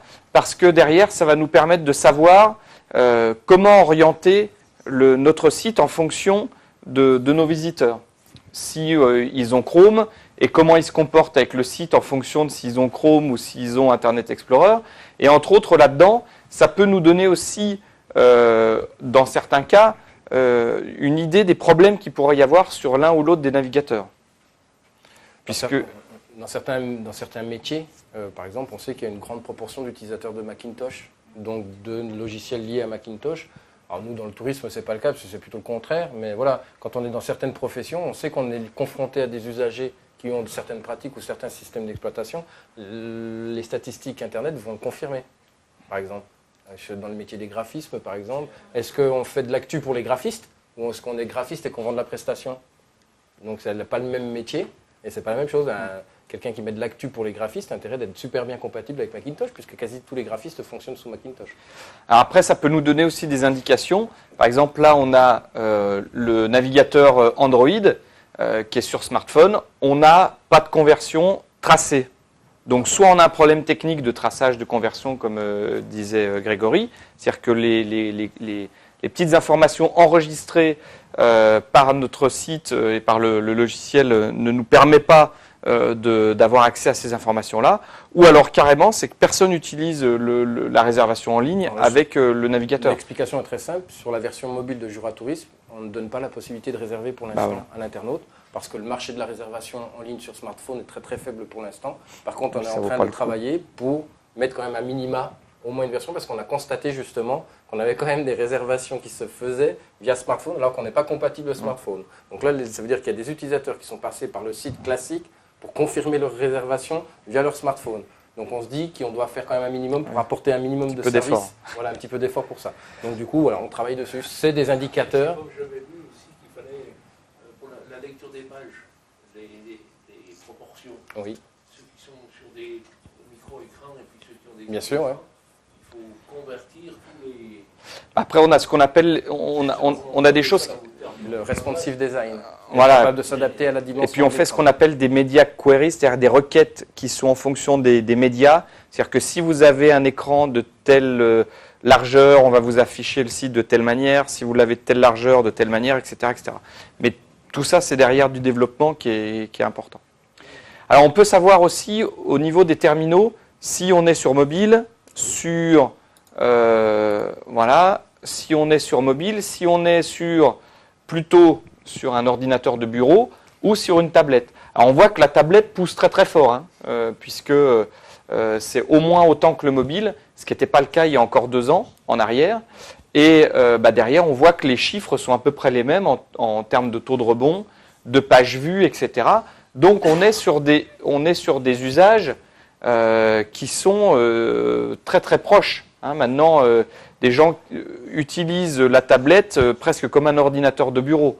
Donc c'est important d'avoir des sites qui soient compatibles. Nous, par exemple, pour l'analyse des statistiques, pour la version mobile du site internet, on est parti après analyse et après étude, on est parti sur le principe de rendre la version mobile du site très orientée Internet de séjour. C'est-à-dire qu'on considère que l'utilisateur de la version mobile de Jura Tourisme est plutôt déjà localement sur place plutôt qu'à l'extérieur. Alors toute la complexité, nous, de ce qu'il a fallu qu'on fasse, c'est qu'on a lié les deux. C'est-à-dire qu'il a fallu qu'on se dise, celui qui est à Paris, aux terrasses du café, qui est en train de parler avec son copain du Jura et qui lui dit, tiens, la semaine dernière j'étais en rando dans le Jura, ah bon, c'est où le Jura, t'es sûr du truc, t'es sûr que ça s'appelle comme ça. Il fallait qu'il trouve l'information. Et celui qui est sur place, il fait pas beau ce matin, qu'est-ce que je vais faire cet après-midi en gros. Donc il a fallu répondre aux deux besoins. Mais voilà, c'est aussi l'analyse, alors l'analyse de ce qui se fait sur le marché, etc., mais aussi l'analyse des statistiques qui nous ont permis aussi de réfléchir à ça. Alors, sur toutes ces analyses, on a la possibilité, mais alors après, on est sur des choses un peu plus compliquées, d'associer des variables secondaires. C'est-à-dire qu'on a souvent une variable primaire qui est par exemple ici, le type de terminal, et puis ensuite, on va aller utiliser une variable secondaire qui va nous permettre d'aller affiner les statistiques. Donc, par exemple, on peut associer la source, c'est-à-dire tous les utilisateurs d'ordinateurs de bureau et qui sont venus par Google ont ces statistiques-là. Ceux qui sont venus par mobile et par Google ont ces statistiques, etc. etc. Donc, on peut associer des variables primaires, bien sûr, et des variables secondaires pour affiner l'analyse. Mais là, on est dans quelque chose qui est beaucoup plus puissant. Complexe, oui. Et c'est vraiment pour rechercher des combinaisons spécifiques. Par exemple, est-ce que une taille d'écran et par rapport à une source spécifique entraîne un problème ou pas, ou est-ce qu'on a une perte d'utilisateurs en fonction de ce type d'écran et ce type de mobile. Donc ça, c'est vraiment quand on veut aller rechercher un problème spécifique, mais on a la possibilité d'avoir l'analyse. Et là, j'ai voulu, par exemple, associer les pages vues par rapport à un support. Donc là, par exemple, je vois que tous ceux qui sont venus avec un ordinateur de bureau et qui ont été visiter la page Visiter le Jura représentent 1766 sessions sur la période que j'analyse. Moi, j'ai pris un peu au hasard, c'est pas forcément plutôt dans l'inverse qu'on fait. On choisit la page et on va chercher quel type de visiteur. Oui, ou après l'origine géographique, est-ce que les Français utilisent plus la tablette, est-ce que les Belges utilisent plus le mobile. Voilà, on peut arriver à avoir des données croisées comme ça. Non, pas forcément. Ça, c'est des données statistiques de base collectées par Google. Après, c'est vous, dans la manipulation, qui allez essayer de trouver la donnée ou l'information qui va vous permettre d'analyser. Souvent, on est confronté à des problématiques. On a mis une page en place sur un site Internet. On se dit, ah, c'est bizarre, je ne reçois pas de formulaire. Pourquoi? Alors, un mois avant, je les recevais. Maintenant, je ne les reçois plus. Qu'est-ce que j'ai fait sur mon site? Mais des fois, j'ai fait tellement de modifications que je ne sais plus. Est-ce que c'est parce que j'ai réécrit un article? Est-ce que c'est parce que j'ai changé de site internet? Est-ce qu'il y a une page qui ne marche plus? Voilà. Il y a des fois, il faut aller chercher et puis essayer de trouver dans l'outil analytique l'information qui va nous permettre de comprendre pourquoi on en est arrivé là. Je ne vous cache pas que quand on commence à brasser des grandes quantités de données, ça devient très compliqué. Il faut savoir ce qu'on cherche. Oui, il faut savoir ce qu'on cherche. Voilà. Alors, on peut voir également les flux principaux de visiteurs. Alors ça, c'est une fonctionnalité qui est très, très, très puissante, mais qui est aussi très, très, très complexe à maîtriser. C'est-à-dire qu'on va arriver à savoir quels sont les gros flux. Ici, on a le premier flux qui est la France. Et puis ensuite, eh bien, la plupart des visiteurs, donc à peu près 36 000 sur les 100 000, vont aller vers la page offre fiche. Et puis ensuite, la plupart de ces gens-là vont être distribués dans tout un tas de petites pages. C'est-à-dire que je pense que généralement ça c'est des fiches de... C'est les fiches objets, ouais. Voilà, les fiches qui sont présentes sur le site et après on va être redirigé vers une fiche en particulier. Et puis ensuite on va être, généralement les gens voilà, ils vont là-dedans. Alors ça correspond à quoi offre fiche? C'est l'annuaire? Ouais, c'est l'annuaire des fiches objets qui sont sorties de notre système d'information touristique. D'accord. Donc ça peut être une information sur un prestataire, sur un camping, sur un hôtel, sur voilà. un gîte. Voilà. Donc c'est plutôt une recherche, donc c'est lié à la recherche. Donc après on voit que les gens recherchent et puis trouvent des choses, mais c'est je dirais le chemin principal. Après, on a la possibilité d'aller un peu plus finement. Par exemple, ce qui est le cas là, c'est que on peut se dire, bah tiens, ceux qui sont allés sur l'offre fiche, puis après sur la carte interactive, eh bien, où ils sont allés en majorité après. Voilà, donc c'est... pas celui-là que j'aurais dû faire. Ouais, c'était l'autre. C'était mais bon. l'autre. Ça correspond à des pages ou pas?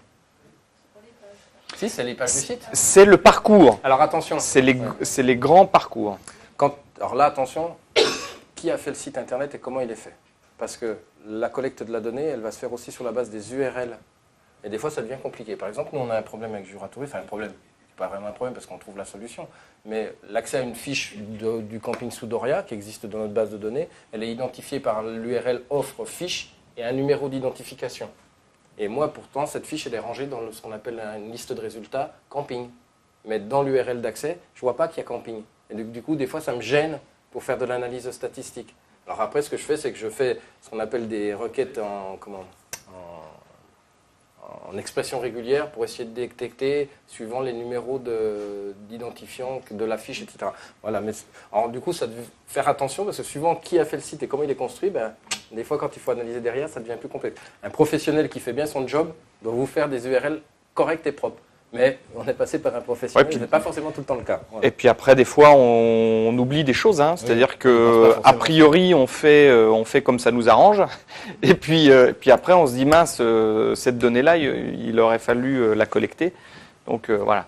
Mais c'est aussi l'analyse a posteriori qui nous fait dire, bah tiens, là, on a oublié, on a besoin de cette donnée-là, on l'a oubliée, donc voilà, on va aller modifier comme le système. Ouais. Puis si on s'aperçoit d'erreurs dans la structure du site pour aller analyser, surtout quand on refera le site la fois d'après, on essaiera d'y faire attention parce que finalement on s'est fait avoir une fois, on essaiera d'éviter de se faire avoir deux fois, quoi. Mais là, en gros, on a les grands flux de données, hein, les grands types de visites, et on sait comme ça, eh bien, assez vite, par quel biais les gens sont venus sur notre site, après quelle page ils ont vu en premier, je dirais, et puis cette page-là, où est-ce qu'elle les a amenés en majorité, et puis etc., etc. Donc là, c'est intéressant parce qu'on a toutes ces étapes. Maintenant, d'autres types d'informations sont intéressantes, c'est les référents, ce qu'on appelle les référents. Donc, qui nous a amené du visiteur? Alors, qui? C'est généralement trois axes.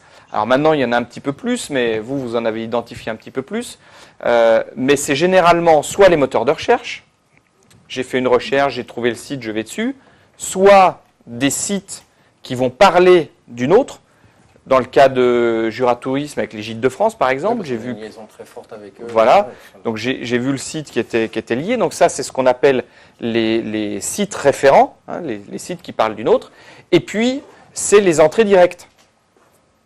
J'ai tapé juratourisme.com, je suis arrivé directement sur le site. Je ne suis passé par aucun biais. Et puis, dans tous ces sites-là, dans les sites référents, on va différencier tout ce qui est lié aux réseaux sociaux. Parce qu'on sait que c'est un vecteur important. Comment les réseaux sociaux fonctionnent? Est-ce que ça nous rapporte du monde ou pas? Et si oui, combien?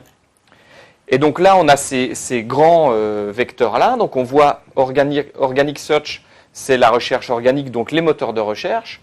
On voit après les grands indicateurs hein, pour pouvoir comparer à la moyenne, bien entendu, voir si on est en dessous ou au-dessus.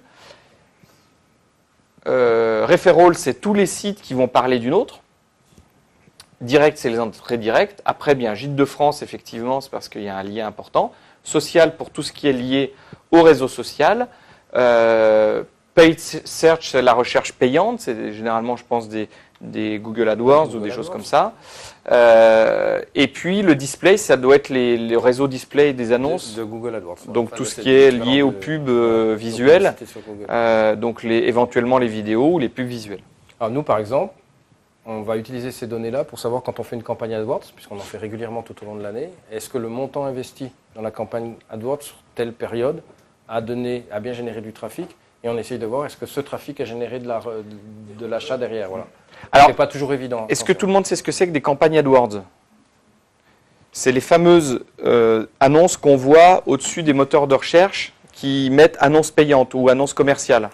C'est-à-dire qu'en gros, on fait quand on veut apparaître en recherche payante, c'est qu'on crée une annonce en disant voilà, on est le Jura, Je vais mettre voilà, location, site du parce Jura, et puis on fait en sorte voilà, que cette annonce c'est de ce type-là, hein, ou ce type-là, et on fait en sorte que cette annonce réagisse en fonction de certaines recherches, donc en fonction de certains mots-clés.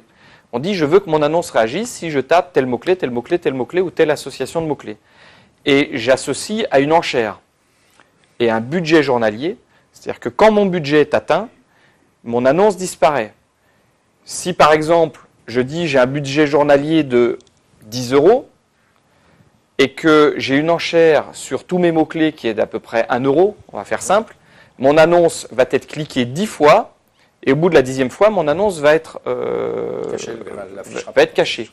Alors, le paiement est au clic. C'est si je clique sur l'annonce. Si je ne clique pas sur l'annonce, elle peut être affichée un certain nombre de fois et je ne paierai pas. Hein. Par contre, si des internautes ont cliqué 10 fois sur mon annonce, elle disparaît au jour 1 et puis elle revient au jour 2, etc. etc. Mais AdWords n'est pas le sujet du soir. Exactement. Donc Sinon, on va encore être là demain matin. Mais en tout cas, dans l'acquisition, ce qu'on appelle l'acquisition, c'est comment on a fait l'acquisition de nos internautes. Dans cette acquisition-là, vous voyez qu'il y a plusieurs vecteurs et qu'AdWords peut en être un intéressant, ainsi que les réseaux sociaux ou les recherches organiques. À partir du moment où on a ces données-là, eh bien, on va pouvoir analyser finement, par exemple, si vous avez un partenariat avec un site ou si vous payez de la publicité sur un site pour apparaître et eux, ils vous font un lien pour vous renvoyer du public, par exemple page jaune, eh bien, vous pouvez savoir exactement combien de visiteurs page jaune vous a fait sur telle ou telle période. Et en plus... Et en plus, vous savez si derrière les visites sont pertinentes ou pas. Parce que vous allez avoir des campagnes qui vont vous attirer, par exemple, 100% de taux de rebond. C'est-à-dire que les gens vont cliquer sur le lien, mais ils vont immédiatement partir. Là, par exemple, j'ai recherché, donc Camping Soudoria nous a apporté aucun trafic sur la période du mois d'août. Par contre, Pichevel, on a bien quelqu'un qui est venu depuis votre site internet au moins une fois sur notre site internet. Là, ça permet de tracer, de dire, ah, tiens, j'ai un partenariat avec tel prestataire. Effectivement, il m'a bien apporté tant de visites. Ça ne veut pas dire que c'est pas bien que vous ne nous ayez pas envoyé de visiteurs, c'est plutôt le contraire. C'est nous qui devons vous en envoyer. Hein, donc, Mais ce qui veut... Non, c'est des liens concrets. En fait. Ah, moi, je ne peux pas savoir ce qui est... Alors, oui, c'est des liens concrets. C'est ce qu'on crée, je fais des liens. Oui, voilà, oui, mais tout à fait, mais ça ne m'étonne absolument pas. Oui. Après, on ne peut pas savoir, nous, si on vous a envoyé beaucoup de monde, sauf si on a marqué spécifiquement les liens sur le site internet. Donc, naturellement, Google ne peut pas savoir si l'internaute, quand il a cliqué, il est parti à tel endroit. Sauf si on lui donne une instruction spécifique en JavaScript. En tout cas, ce qui est important de savoir, c'est que lorsque vous avez des visiteurs, forcément, ils sont venus de quelque part. Et en fonction de ce que vous souhaitez mettre en place comme campagne de publicité ou ce que vous avez mis en place, eh bien, vous allez pouvoir avoir des résultats, voir les résultats concrets et savoir du coup où mettre votre argent. Est-ce que cette campagne-là vaut le coup? C'est-à-dire que est-ce que la visite qui a été générée par telle campagne ou tel accès est une bonne visite? Est-ce que j'ai un taux de rebond satisfaisant? Est-ce que j'ai une durée de visite satisfaisant? Est-ce que j'ai un nombre de pages par session satisfaisant? Eh bien, on peut le savoir comme ça. Par exemple, ici, on sait, si tu descends un tout petit peu, voilà, on sait que ça, c'est les annonces payantes? Non, c'est les résultats naturels. D'accord. Quand on a Camping Jura comme recherche, eh bien, on a un taux de rebond qui est très, très, très faible. C'est-à-dire que les gens trouvent l'information. Par contre, quand on est, alors le Node Provided, on va en parler, mais quand on est sur la requête Cascade du Hérisson, on a un taux de rebond très important parce que les gens n'ont pas l'information immédiatement. Alors, c'est pas tout à fait ça. C'est justement là, l'analyse, elle rentre en compte. Par exemple, ou alors, Cascade du Hérisson, c'est très spécifique. En fait, la première page qui sort sur cette requête-là est une page de ce qu'on appelle incontournable chez nous et renvoie vers le site de Juralac. Voilà. Donc, du coup, le fait que l'internaute sorte de cette page-là, c'est pas dramatique pour nous. Au contraire, c'est qu'on lui a donné le bon moyen de trouver la source d'information. Alors c'est Juralac, oui, sur la cascade d'Hérisson, c'est Juralac. Donc voilà, c'est l'exemple. On a la même chose sur le lac de Vouglan, on a les mêmes cas. Voilà. Donc c'est pour ça que l'analyse du contenu est aussi importante. C'est ce qu'on disait tout à l'heure. Voilà, donc l'importance de ces analyses d'acquisition, c'est incontournable. Il faut pouvoir aller analyser comment les gens sont venus et ce qu'ils ont fait. Dans cette petite réflexion, ça veut dire qu'il y a celui qui a conçu le site qui peut comprendre. C'est parce que c'est celui qui l'a fabriqué. Je veux dire qu'il y a... Sur les sites complexes, oui, je suis d'accord. Sur les sites complexes, oui. Pour nous, non. Sur des sites de petites Après, structures, je pense que vous connaissez suffisamment le contenu de votre site. C'est aussi pour ça qu'il faut s'intéresser à son site internet. Et d'ailleurs, tout à l'heure, on parlait d'amélioration continue. Un site internet, on doit s'en occuper tout le temps. Ça prend du temps, oui. Oui, mais ça prend du temps, mais derrière, ça peut concrétiser avec du chiffre d'affaires. Donc voilà. Ce qui est important, du truc, hein. Ce qui est important, c'est se poser des questions. C'est-à-dire que quand vous faites une analyse, vous avez une moyenne. Et ce qu'il faut arriver à faire, c'est quels sont les chiffres qui sortent un petit peu de l'ordinaire. Est-ce que c'est positif ou est-ce que c'est négatif? Voilà. Si j'ai mis de l'argent dans une campagne de publicité et que je m'aperçois que les indicateurs sont un peu loin de ma moyenne, est-ce que ça veut dire que c'est positif ou est-ce que c'est négatif? Et là, à ce moment-là, on se pose la question et on va essayer de creuser un peu plus. Et puis, si on s'aperçoit que c'est négatif, à ce moment-là, on arrête la campagne. Si c'est positif, on va la renforcer. Ça permet aussi de prendre des décisions quant à l'amélioration de son site ou de sa publicité. Nous, clairement, par exemple, le coup de la page des cascades, c'est une page que j'ai identifiée avec un fort taux de rebond. Donc, la première chose, c'est j'ai été voir quelle était la page derrière. Quand on tape ça dans Google, qu'est-ce que je propose à l'internaute, voilà. Et oui, effectivement, maintenant, c'est pas si dramatique. Par contre, on cherche à réfléchir à comment on pourrait faire pour ne pas faire ressortir tout le monde. Après, au détriment de l'office de tourisme. Donc après, va rentrer en ligne de compte l'aspect politique de la gestion, etc., où on ne va pas forcément casser le lien. Enfin voilà, il y a plein de choses qui rentrent en ligne de compte. Alors ce qu'il faut... On parlera du note provided. Voilà, ouais. On allait y arriver, mais effectivement, toutes ces acquisitions sont importantes à analyser et il faut vraiment y apporter du soin. Hein. Il faut aller vraiment en profondeur dans ces analyses-là. En ce qui concerne les mots-clés, on y est. Ce qui est important de savoir dans cette page-là, c'est comment notre site ressort et quels sont les mots-clés qui vont nous apporter du trafic. Alors le problème qu'on a, c'est que Google étant très sympathique, comme ils ont maintenant énormément de gens sous Chrome, sous Android, etc., en fait, ils font quelque chose qui n'est pas cool pour nous, c'est pas très glop, c'est le Not Provided. C'est-à-dire qu'avant, on était capable de savoir quels étaient les mots-clés qui avaient été utilisés pour arriver sur notre site, hein, qui avaient été tapés dans le moteur de recherche et puis ensuite qui nous avaient apporté de la visite. C'était important parce que du coup, ça nous permettait d'axer le contenu du site en fonction de notre présence ou pas dans les résultats de recherche. Le problème, c'est que Google, maintenant, il verrouille ça. C'est-à-dire qu'on n'a plus accès aux mots-clés. Et c'est les fameux Not Provided. Et on s'aperçoit ici que là, on est à plus de 80% des visites. Hein, 90% même. On est à 80 000 sur les 80 sur les 100 000, 10 000. 90 000. Ce qui veut dire que les autres résultats qu'on a ne sont pas forcément les plus pertinents. Ça nous pose problème dans l'analyse. Nous, par exemple, on a des soucis sur certaines requêtes ou mots-clés généralistes où il faut se batailler avec les autres destinations et de savoir comment faire venir. On n'a plus d'indications par rapport à ça. Alors, il y a quelques petits biais qui nous permettent quand même de comprendre un petit peu, de savoir comment vient l'internaute, mais c'est complexe, alors qu'avant, c'était d'une simplicité. Et pour donner un exemple d'analyse et qui peut permettre de gagner de l'argent, personnellement, avant, je l'ai toujours d'ailleurs, mais quand je travaillais pas à Jura Tourisme, donc je fabriquais des sites internet et j'avais un site dédié au Père Noël. Et un jour, en regardant mes statistiques, je vois marqué dans les statistiques qu'il y avait beaucoup de gens qui cherchaient, qui venaient avec la requête costume de Père Noël. Et ma mère est couturière à son compte. Et un jour, quand on est parti en vacances, on parlait du boulot et on a fini sur le trajet de tomber d'accord de fabriquer des costumes de Père Noël. Donc elle fabrique les costumes et moi je les vends en ligne. Et ça fait 6 ans, 7 ans, 8 ans que ça dure, je ne sais plus maintenant à force, on a comme ça tous les ans. Voilà. Alors avec des années avec succès et moins de succès, et ce n'est pas un gros chiffre d'affaires, mais ça permet de gagner un petit peu d'argent. C'est des opportunités. Oui, une opportunité qui a fait que maintenant ça c'est plus faisable puisqu'on n'a pas de la même façon les mots-clés. Mais voilà, c'est l'analyse d'une information dans les statistiques a permis de créer de la valeur ajoutée. Après, C'est AdWords qui fait ça, ça veut dire non, ça c'est les mots-clés qui sont tapés dans le moteur de recherche.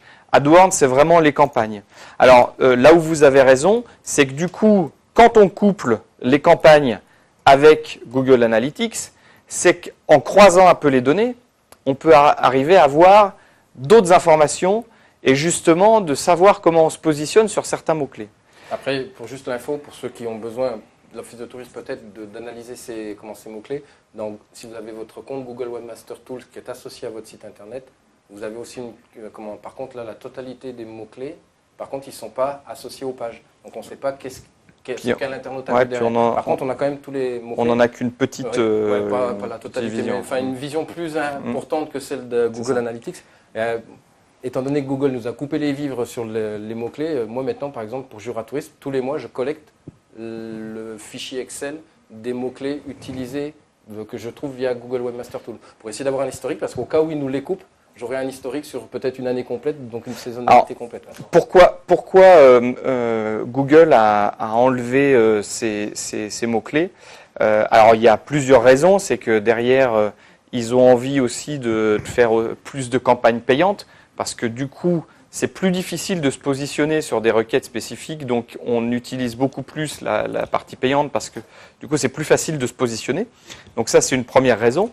Mais surtout, ils veulent éviter la suroptimisation des sites, c'est-à-dire des gens qui sont payés ou qui font de la suroptimisation en créant des contenus avec des mots-clés bien spécifiques sur certains sites pour pouvoir augmenter le volume de pages, de requêtes, etc. et faire ce qu'on appelle des entonnoirs, c'est-à-dire faire énormément de pages avec des requêtes bien spécifiques qui vont après alimenter un site. C'est contraignant pour les professionnels, cette absence de données. Par contre, c'est un avantage pour la qualité des résultats fournis par Google. C'est ça. Pour l'utilisateur. Voilà, ça rééquilibre. Et en fait, il y a un phénomène qui polluait vraiment le web, c'est ce qu'on appelle les fermes de contenu. C'est tous ces sites qui avaient énormément de pages sur des contenus bien spécifiques, mais qui n'étaient pas de très bonne qualité, et puis qui avaient comme objectif que d'envoyer vers d'autres sites internet ou des pages spécifiques. Donc là, ça a permis de faire table rase de ces méthodes-là. Maintenant, ça complique aussi un petit peu la tâche. Alors pour nous, par exemple, quand on veut positionner des sites sur des requêtes bien spécifiques, parce que les clients, quand ils viennent nous faire un site internet, ils ont envie que leur site fonctionne, puis nous aussi, donc il faut que les sites apparaissent dans les moteurs de recherche et en bonne position. Et bien du coup, on est obligé de déployer des moyens considérables pour arriver à comprendre comment fonctionne le site, comment vont fonctionner les requêtes, s'il y a beaucoup de résultats ou peu sur certaines expressions de mots-clés, pour savoir si on se positionnera mieux sur telle expression ou telle expression, et puis de faire régulièrement des points pour savoir si le site fonctionne sur telle ou telle expression, s'il est bien positionné, et de faire ce qu'on faisait avant. C'est de l'empirique, c'est-à-dire qu'on tape des requêtes et on regarde où se positionne le site. Un exemple de casse-tête. Est-ce qu'on doit se positionner sur location Jura, location vacances Jura ou location gîte Jura? Alors location gîte, on sait, c'est une requête trop généraliste, on va réduire avec le département. Mais laquelle des trois? Compliqué. L'idéal, c'est d'être sur les trois. Mais des fois, en termes d'optimisation de référencement, on n'arrive pas forcément à le faire. Donc il faut en privilégier une. Alors, nous, on arrive à faire à peu près. Bon. Alors après, vous avez en site référent, vous avez aussi tout ce qui est réseaux sociaux. Ça pousse bien. Ce qui peut être intéressant, peut-être, c'est une analyse comparée, si tu peux le faire par rapport à l'année dernière ou il y a 2 ans, si tu as les chiffres. Oui. Ça pourrait être rigolo. Je dois avoir ça. On va se faire sur l'année dernière par rapport à l'année dernière. S'il y a dû y avoir une grosse progression. Bon, non, ça va. Quand on regarde celui-ci, là. Ouais. Il est intéressant. Alors, donc l'analyse des réseaux sociaux, ça va nous permettre de savoir comment fonctionnent les réseaux sociaux, le nombre de visites qui nous ont été envoyées par les réseaux sociaux, et puis surtout derrière, de savoir comment ont été converties les données, et puis si on utilise correctement les réseaux sociaux. Alors là, c'est pareil, moi je vous invite à faire attention à ces données-là, et surtout à investir un peu dans les réseaux sociaux. Aujourd'hui, alors après, tout dépend l'activité, bien entendu, Mais sur certaines activités, les réseaux sociaux sont vraiment efficaces. Entre autres, le tourisme, on s'est aperçu qu'il y avait des bons taux de retour avec les réseaux sociaux. C'est encore très peu cher parce qu'il y a peu de gens qui sont encore vraiment sur les réseaux sociaux. Et l'avantage, c'est que en fonction les réseaux sociaux ont un avantage, c'est qu'en fonction de vos habitudes de consommation, de visite, de vos amis et des sujets que vous partagez ou non, eh bien les pubs sont ultra ciblées. Donc quand vous créez une pub sous les réseaux sociaux, vous pouvez dire je veux que telle zone et telle zone. Et puis je veux que telle tranche de la population. Donc là on peut vraiment cibler en fonction des besoins. Bien les comportements, qu'est-ce qu'il nous reste? Les comportements, on va les survoler. Le temps réel, les conversions, on en a encore un petit peu. Après on va aborder le travail. On a été long, hein. C'est ça, comme d'hab. Alors après les comportements, on va aller assez rapidement là-dessus, sur les différents comportements et entre autres tout ce qui est plutôt, ça on l'a vu sur les flux de comportement, mais plutôt ce qui est lié au contenu du site, Oui, voilà. pour savoir quelles sont les pages qui ont été vues, pour connaître les pages les plus visitées sur notre site et savoir celles qui ont un intérêt et celles qui n'en ont pas. Donc ça, c'est une chose. Et puis, Je vais juste repérer l'identifiant qui me permet d'identifier le camping Soudoria pour voir s'il a été visité au mois d'août. Voilà, par exemple, moi, l'identifiant, c'est K2057. Donc je vais prendre juste cette partie-là et je vais regarder et lui demander est-ce que la page de la fiche Soudoria a été vue ou pas. Par exemple, ici, voilà. Et voici, c'est celle-là. tu as vu 415 fois. 415 fois sur la période. Un total de 900 pour cette page-là, parce qu'après, on Oui, le voilà. retrouve un peu partout. Alors après, moi, j'ai plein de requêtes différentes. C'est la façon dont utilisent les internautes avec des requêtes avec date, etc. Mais ça permet d'extraire et de dire, tiens, telle voilà, page en a tout été cas, on a vue, comptabilisé, un certain nombre de données. Alors, ces informations-là sont importantes. On en a d'autres, par exemple, comme la vitesse du site. Ça, c'est une donnée importante parce que Google dit que si vous réduisez le temps de chargement de votre site de 20%, vous avez 20% de visiteurs en plus. C'est une donnée un peu comme ça, coupée au couteau. Mais voilà, ce qui ensuite nous donne les vitesses de site, un temps de chargement moyen à 8 secondes, avec des requêtes un peu plus précises après pour le temps de réponse moyen du serveur, etc., le temps de téléchargement moyen. Et ça, très clairement, ça nous permet d'optimiser le site. Par exemple, nous, alors après, les données ne sont pas forcément les mêmes pour tout le monde, mais nous, on évite tout ce qui est chargement de site au-delà de 5 secondes. Parce qu'on sait qu'au-delà de 5 secondes de temps de chargement, ça va être problématique. Et au-delà de 10 secondes, c'est très, très, très problématique. On perd 80% des visiteurs. Alors un exemple par rapport à ça, nous on voit qu'on a 8,79 qui est assez élevé. Et par exemple, on a pris la décision, donc on a interrogé nos prestataires. Et finalement, les solutions qui étaient proposées ne nous plaisaient pas plus que ça. Et on a lancé un appel d'offres pour changer d'hébergement. En tout cas pour comparer, voir est-ce que d'autres prestataires peuvent, au rapport qualité-prix et de la prestation assurée, peuvent nous permettre de trouver une solution plus rapide. Voilà, la statistique nous apporte à tirer une conclusion et à travailler en fonction de ça. Le problème, c'est le temps de vitesse de chargement du site. Ça va être lié à plein de choses. À la technique, au nombre de sessions qui sont ouvertes en même temps, parce que plus un serveur est sollicité en même temps et plus il met du temps à répondre, forcément. Et puis après, c'est à quelle distance on est du serveur également. Si je suis aux États-Unis et que le serveur est en France, eh bien le temps de progression des données, c'est un temps aussi qui va augmenter le temps de chargement. Et là, il y a quand même, moi je crois que je crois, il y a quand même des disparités phénoménales. Alors, on ne parle pas forcément du temps de chargement vers l'internaute, mais la bande passante. Moi, ce que je vois, c'est l'internaute. Il faut distinguer. Oui, mais là, après, c'est. Qu'est-ce que vous voulez qu'on fasse? On allume l'ordinateur. Ah bah c'est sûr qu'il y a des zones... On prend le déjeuner, on prend le souper, quand on arrive au souper, on dit ah ça y est, c'est affiché, c'est bien, merci. Mais c'est pour ça aussi, mais c'est pour ça aussi que ce qui est important, c'est les gens aussi qui distribuent les pages, parce que une page qui fait 2 mégas, si vous êtes au 56K, elle va mettre toute la soirée pour arriver. Mais si la personne a pensé à vous et qu'elle vous envoie une page qui est très très peu encombrante, eh bien vous aurez l'information aussi plus rapidement.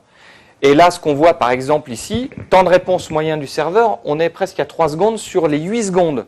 Ce qui veut dire qu'on a un tiers du temps consommé qui est lié uniquement au serveur et qui n'est pas lié au temps de chargement de la personne.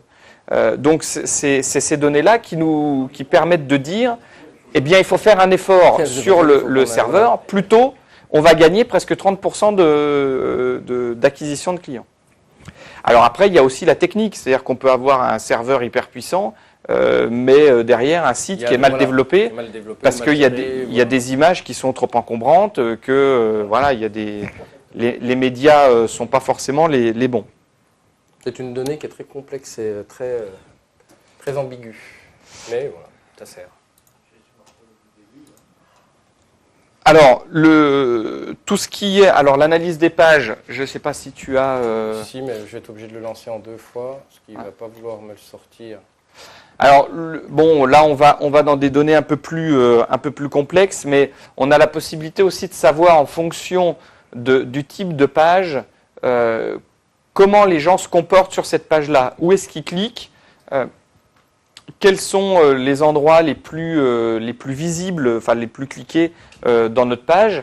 Et ça permet de nous aider à construire. Alors ça, c'est purement de l'empirique, c'est-à-dire qu'on montre une page et on ne regarde que le clic. C'est-à-dire qu'on ne peut analyser que l'endroit où le clic a été réalisé. Maintenant, voilà, donc là les informations sortent petit à petit. Voilà, donc on peut voir quelles zones sont les plus cliquées. Maintenant, ce n'est pas forcément les zones qui sont les plus vues. Et pour ça, il faudrait aller sur une analyse plus complexe de eye tracking, ce qu'on appelle le eye tracking, c'est-à-dire faire des vraies expériences avec des gens et des caméras qui regardent où se posent les yeux sur l'écran. Ça, c'est possible, mais c'est très cher. Ça peut vous donner une première indication quand vous avez un doute sur la présence d'une rubrique dans votre site internet ou dans votre menu. Là, c'est bizarre quand même, j'ai mis cette rubrique-là, il n'y a pas de trafic, enfin où il y a quelque chose, c'est bizarre. Ben là, on va déjà avoir une première indication. Ah ben effectivement, il n'y a personne qui ne clique dessus. Donc c'est normal que le contenu qui est derrière n'est pas vu. Et si j'ai un taux de clic qui est très faible, ben, je vais m'interroger, peut-être que le contenu derrière ne plaît pas. Voilà, ça va commencer à donner une première approche, analyse. Après, il faut y prendre avec des pincettes et avec du recul, et voilà. C'est pas une science exacte à 100%. Donc ça donne un indicateur. Alors, ce qui est intéressant aussi, c'est le temps réel dans nos indicateurs. Alors ça, pour ma part, c'est plus un gadget. C'est-à-dire qu'on voit en temps réel comment ça se passe sur le site. Encore on peut en tirer un petit peu des conclusions. Mais ça nous permet d'avoir, voilà, comme ça, une vue temps réel. Alors le temps réel peut être utile des fois quand on crée une page spécifique. Par exemple, on écrit un article sur notre partie espace blog ou actualité et on le met en ligne et on veut aller voir tout de suite est-ce qu'il y a comment il réagit. Alors c'est bien quand on a beaucoup de trafic sur le site. Quand vous avez 10 visiteurs par jour, vous allez rester longtemps avant qu'il y ait quelque chose. Mais quand on commence à avoir de la masse, on peut tout de suite voir si tout de suite il y a du trafic dessus. Voilà. Quand on fait le développement d'une page web avec une fonctionnalité particulière, on peut voir est-ce que derrière les gens ça les bloque pas. Enfin, ça peut donner quelques indications. Voilà. Mais après, on reste d'accord, c'est du gadget pas loin d'être du gadget. Je te laisse faire la partie conversion. Oui. Ou là tu seras plus pertinent. Je vais essayer, je suis pas sûr, mais bon. Bah comme tu as toutes les données. Alors, attends, je vais me mettre juste sur ça doit être le schéma de navigation, l'entonnoir, je ne sais plus lequel que c'est qui nous montre le schéma que j'ai à gauche. Alors les objectifs. Vas-y, je t'en prie. Les objectifs, le but du jeu, c'est est-ce que sur une page donnée ou une action précise sur le site internet, je suis capable de récolter de la donnée et de l'analyser derrière. Donc tout à l'heure, on parlait de le formulaire de demande de contact. ben, je vais donner une instruction particulière à Google Analytics pour que quand l'internaute a cliqué sur le bouton « Envoyer le formulaire », la page qui arrive derrière est une page qui indique effectivement le formulaire est parti. Ça, c'est une page qui peut aussi indiquer à Google Analytics cet internaute-là est passé à l'étape « Le formulaire est parti ». Donc ça, c'est un objectif qui me permet de comprendre que mon formulaire est. Ensuite, ben, je vais tracer. Est-ce que sur X visiteurs, j'en ai combien qui ont atteint cette page-là de transfert du formulaire? Alors sur les demandes de formulaire, ça peut être après sur une transaction commerciale. Combien j'en ai qui sont arrivés à la phase paiement terminé? Ça peut être sur des téléchargements. Ça peut être sur des téléchargements. C'est un tout petit peu plus complexe sur les téléchargements. Parce qu'il faut bien comprendre que la donnée, à un moment, il faut qu'on ait un indicateur, une page qui dise transaction terminée. Téléchargement, c'est quand est-ce qu'on détermine que le téléchargement est terminé. On ne peut pas, parce qu'on télécharge un fichier PDF. On ne lui donne pas de code qui permet d'analyser. Donc c'est un petit peu plus complexe. En tout cas, là, ce qui est intéressant de voir, c'est que sur ces différentes étapes, on voit qu'on a à peu près 530 personnes qui cliquent sur la liste, enfin sur réservé, et puis ensuite que finalement la transaction finalisée, c'est 61 personnes. On n'est pas très loin des 1%. Hein. Là, on est plutôt près des 10%, mais parce qu'on est déjà sur réservé. Mais par rapport au nombre de visiteurs... Je ne retrouve plus l'entonnoir, il est où? Donc voilà, mais on voit en tout cas que ceux qui sont arrivés sur réservé, ils étaient 530, ils étaient déjà plus que 295 sur l'ajout au panier, etc., etc. Nous, par exemple, sur Jour à Tourisme, on s'est aperçu qu'il y avait quand même quelques problèmes dans les processus de réservation. Donc, comment on optimise le canal de réservation pour s'assurer qu'on va donner toutes les chances possibles à l'internaute de réussir sa transaction et de réservation. Et puis surtout, ne pas le distraire. Parce que dans les sites de e-commerce, la tendance avant, c'est quand vous étiez sur le panier, de vous présenter plein d'autres trucs. Et puis ensuite, quand vous régliez les achats, vous aviez encore les publicités tout autour, et vous étiez entouré de tout un tas d'informations. Et là, la tendance, c'est plutôt de réduire ce temps-là de conversion. C'est-à-dire entre le moment où vous cliquez sur « Régler mes achats » et où vous confirmez vraiment la commande, c'est de réduire ce temps-là.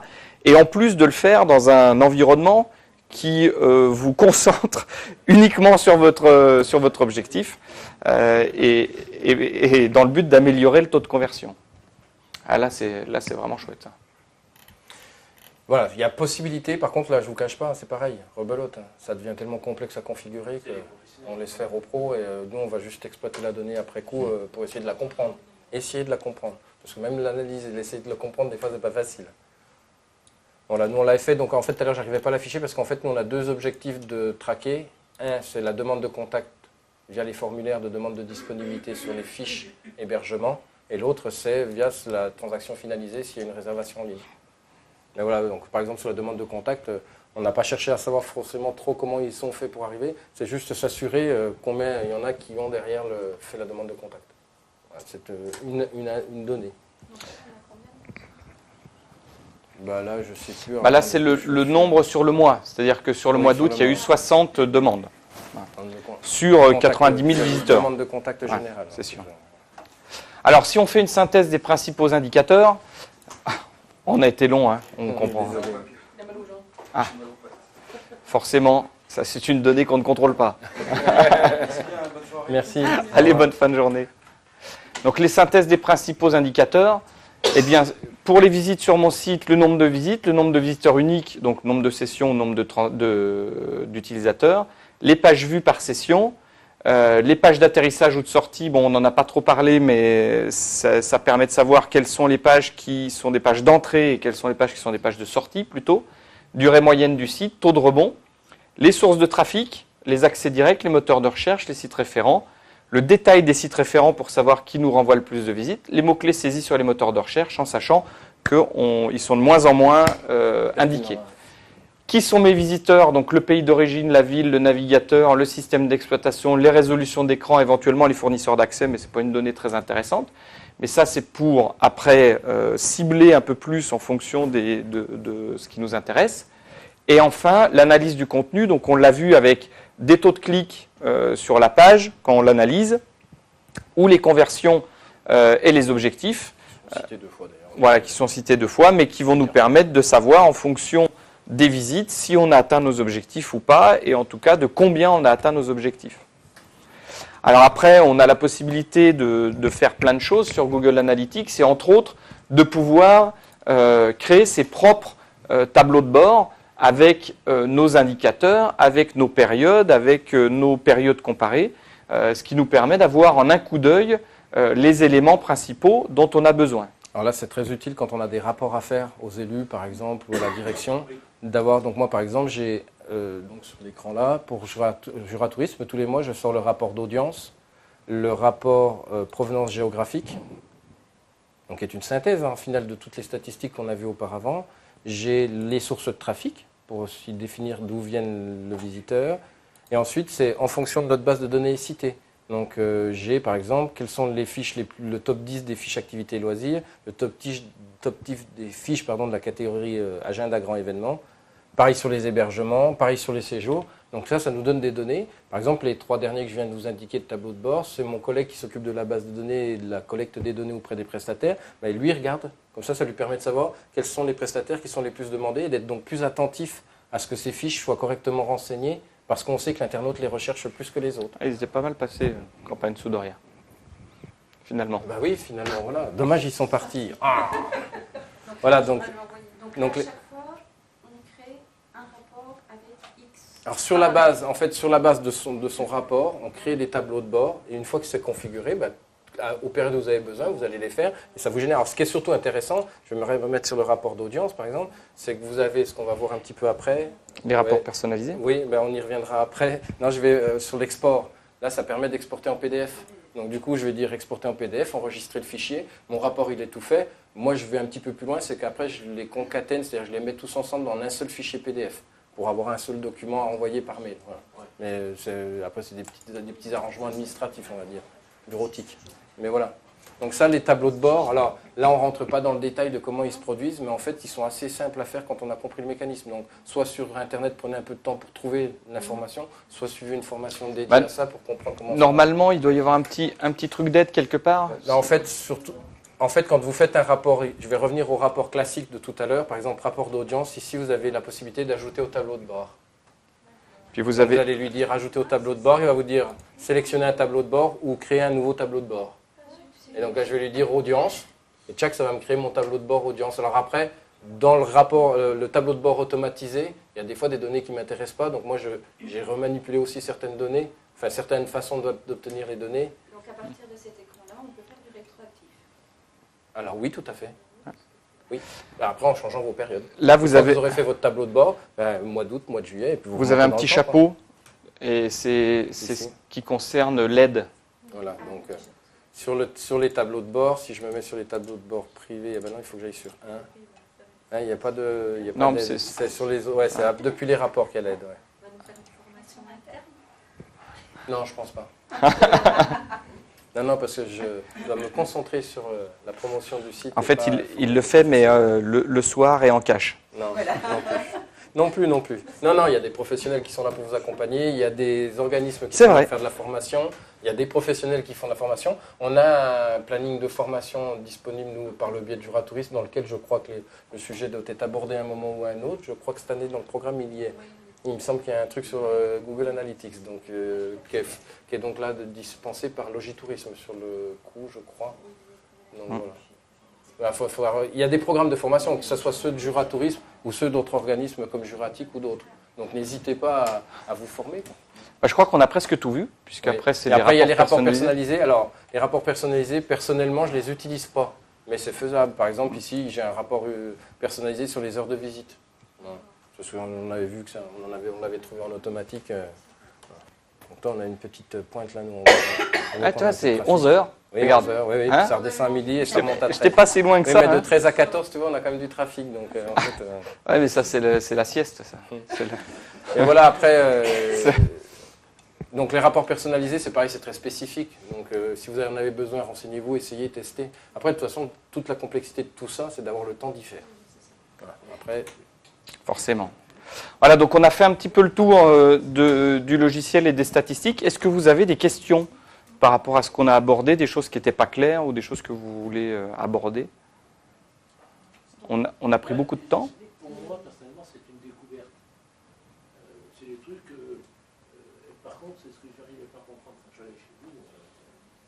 dire, est-ce que je réponds aux attentes, est-ce que c'est porteur ou pas porteur ce que je fais? Et ça, ça, vous me donnez une réponse, c'est-à-dire vous me donnez un modèle d'outil pour que je puisse... Pour essayer de le comprendre, en tout cas. C'est un début de réponse. Non, alors pour moi, je suis allé voir les professionnels, parce que je passais par vous, Oui, tout à fait. en disant, vous avez une vision globale, est-ce que ce que je vous propose, est-ce que c'est porteur ou c'est pas porteur? Est-ce que c'est dans ce sens-là où on n'a pas ces analyses multi-prestataires de rien du tout, on ne sait pas si on est porteur, si on joue vrai ou si on est démodé. Est-ce que après, est-ce qu'il s'arrête? Oui, je veux dire, est-ce que si maintenant on n'aime que les chamallows et on n'aime plus les bonbons au miel, ben maintenant il faut vendre du chamallow, il ne faut plus vendre des bonbons au miel. Voilà. après là, c'est une analyse. Changer la fabrication et dire, bon, on est dans le passé, bon, arrêtons, ou il faut évoluer, est-ce que c'est encore porteur? L'analyse statistique va vous donner une piste, mais elle ne répondra pas franchement à votre besoin. Parce que, piste, oui, voilà, une piste, parce que l'analyse marketing ou l'analyse sémantique, etc., il n'y a qu'en étant confronté à d'autres professionnels, aux grands organismes, etc. Il y a aussi une donnée, c'est si je ne suis pas visité, c'est est-ce que les gens ne sont pas intéressés par ce que je vends ou est-ce que je ne suis pas assez visible? Alors, ça, j'en sais rien, ça. Et voilà, mais justement, ça donne des éléments de réponse. Voilà, Après, de toute façon, c'est pas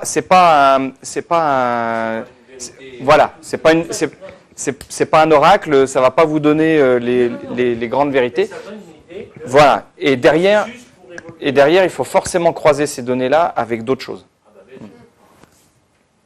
D'autres questions? Du coup, le tableau, si je fais demain un tableau de bord, Oui. il y a de l'espoir. Mais oui, on y croit. Donc, je vais le faire démarrer, par exemple, au 1er octobre de cette année. Par contre, est-ce que je peux le faire pour toute une... Le tableau de bord est simplement une indication à Google qui lui dit « Prends telle donnée et synthétise-moi-les sous la forme d'un tableau ou d'une liste ». Et après, c'est vous qui spécifiez la période. Donc là, Mais attention, il faut que la période, il faut que votre outil soit installé pendant cette période-là. Google Analytics soit sur C'est-à-dire votre que site si vous internet. n'aviez pas Analytics aujourd'hui et que vous souhaitez, vous l'installez aujourd'hui et que vous souhaitez... Il y est, sauf que par manque de temps et de formation, etc., je n'ai pas exploité. Je regarde Ah bah, de vous temps en pouvez. temps les rapports d'audience. Mais J'aimerais bien regardez, là, je avoir- suis sur mon tableau de bord audience, ici. Et là, j'en étais sur la période août. Mais je vais lui dire, donne-moi le tableau de bord audience sur le mois de juin. Ou sur toute l'année. Ou sur toute l'année. Non, je veux dire Ouais. après pour avoir... L'automatiser sur les dates, non, c'est vous qui les spécifiez manuellement. Là, vous allez être obligé de vous taper, si vous voulez remonter l'historique de mois par mois depuis un an, vous tapez les 12 mois Oui, parce que ça, à configurer. Mais après, une fois que le tableau de bord est configuré, je veux dire, après, c'est plus qu'un choix de date. Donc ça reste 2 clics. Oui, C'est voilà. période 1 de départ, période de fin. Donc ça reste quand même plus facile. Après, je ne sais pas si... est-ce qu'il y a possibilité de paramétrer des envois automatiques de rapports? Oh, c'est possible, Ouais. oui. Oui, par email. Il me semble. Ouais. Il doit y avoir certainement cette possibilité-là. Ouais. Alors là, c'est pareil, il faut aller creuser, voir comment ça se fait, parce que ce pas des choses qu'on C'est ça. utilise au quotidien. Mais après, ça existe. Des Est-ce qu'on questions derrière, non, c'est bon. a répondu à toutes vos interrogations? Bon, alors, si vous n'avez pas d'autres questions, on vous remercie de l'attention que vous avez Voilà. portée à la présentation.